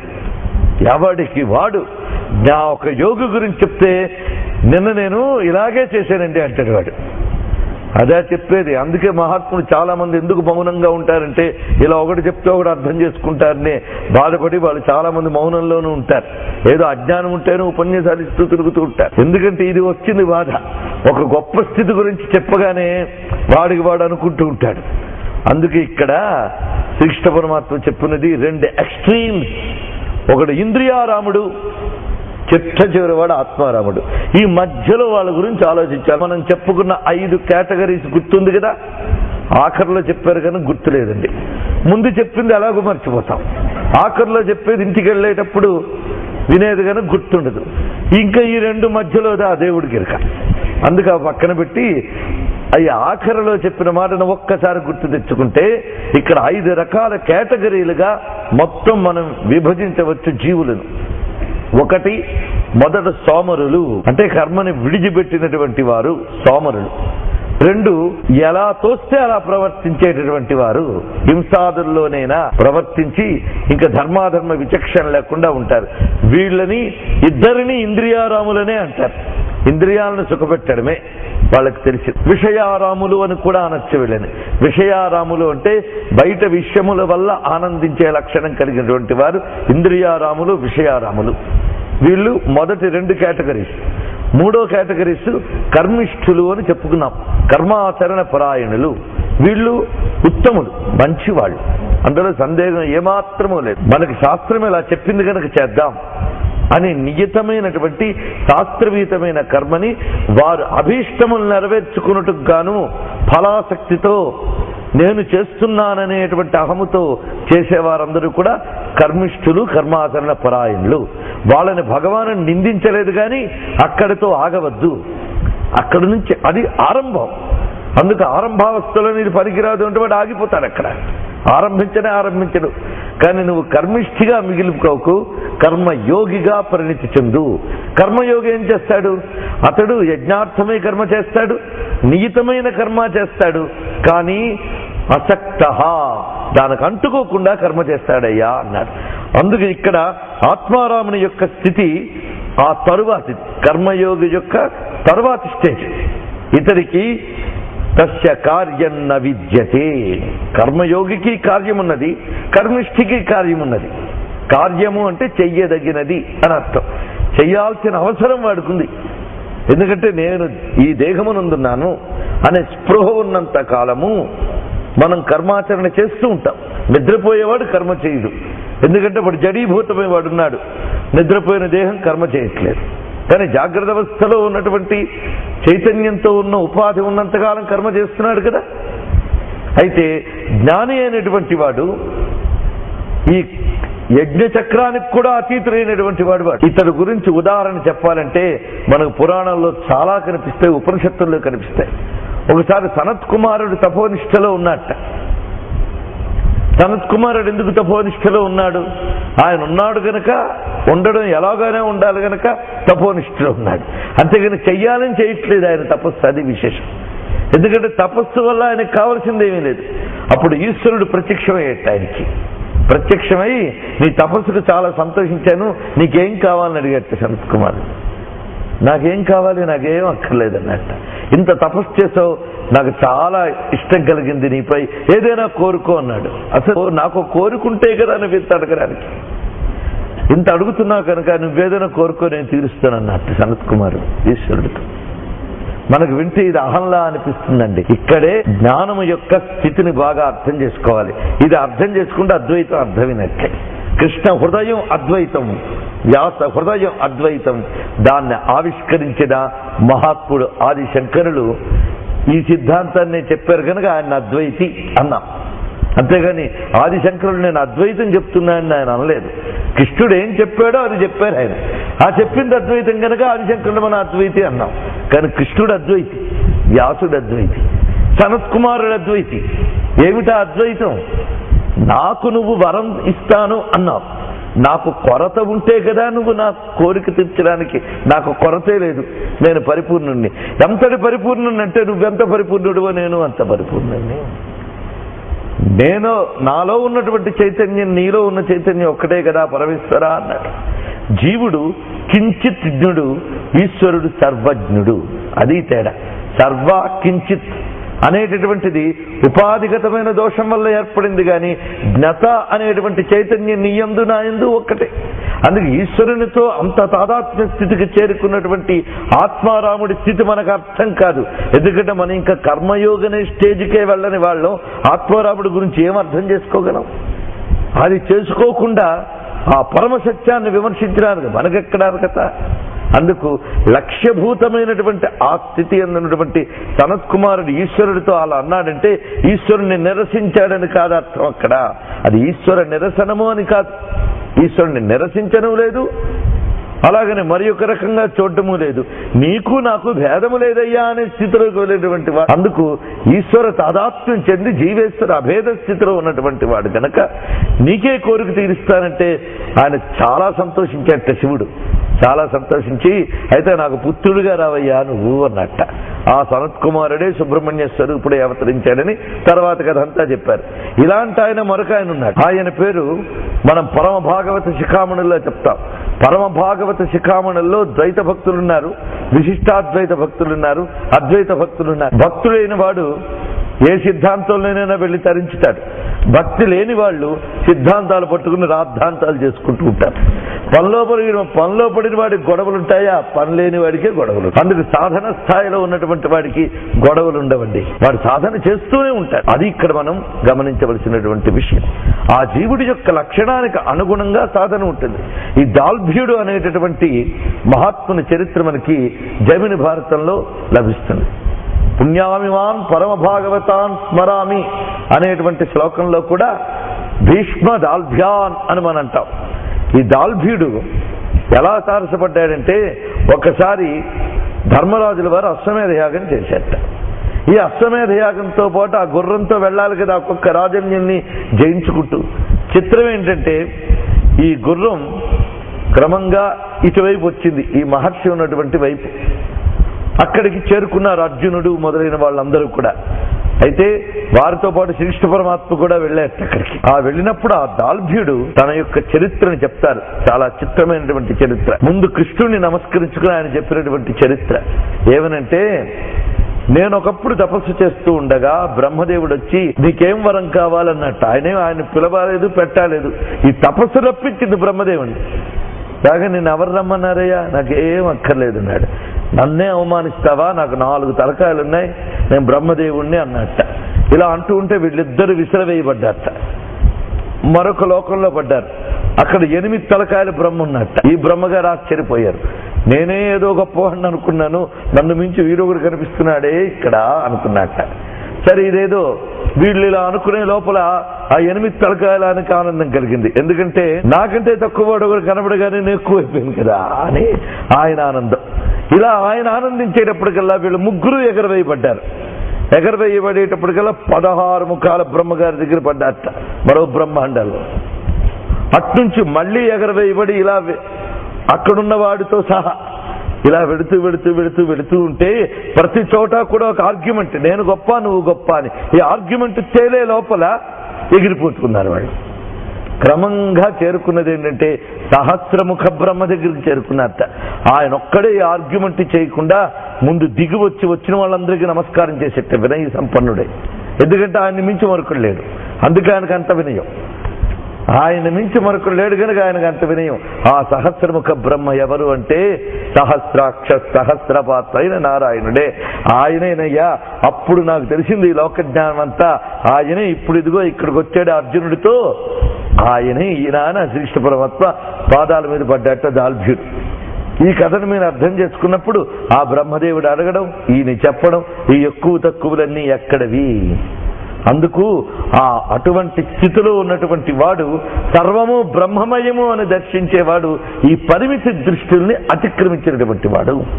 అటువంటి వాడు మాత్రమే ఏ కర్మని చేయనటువంటి వాడయ్యా. అంతేగాని కర్మను వదిలిపెట్టడం వేరు, కర్మ చెయ్యవలసిన అవసరం లేని స్థితి వేరు. అందుకే కర్మ లేనివాడు, కర్మ చెయ్యవలసిన అవసరం లేనివాడు, ఈ రెండిటికి చాలా తేడా ఉన్నది. నదిలో కొట్టుకుపోతూ పడవలేని వాడికి, ఒడ్డున ఉన్నవాడికి ఎంత తేడా ఉందో అంత. నదిలో కొట్టుకుపోయేవాడు పడవ లేనివాడు, ఒడ్డున ఉన్నవాడు పడవ అవసరం లేనివాడు.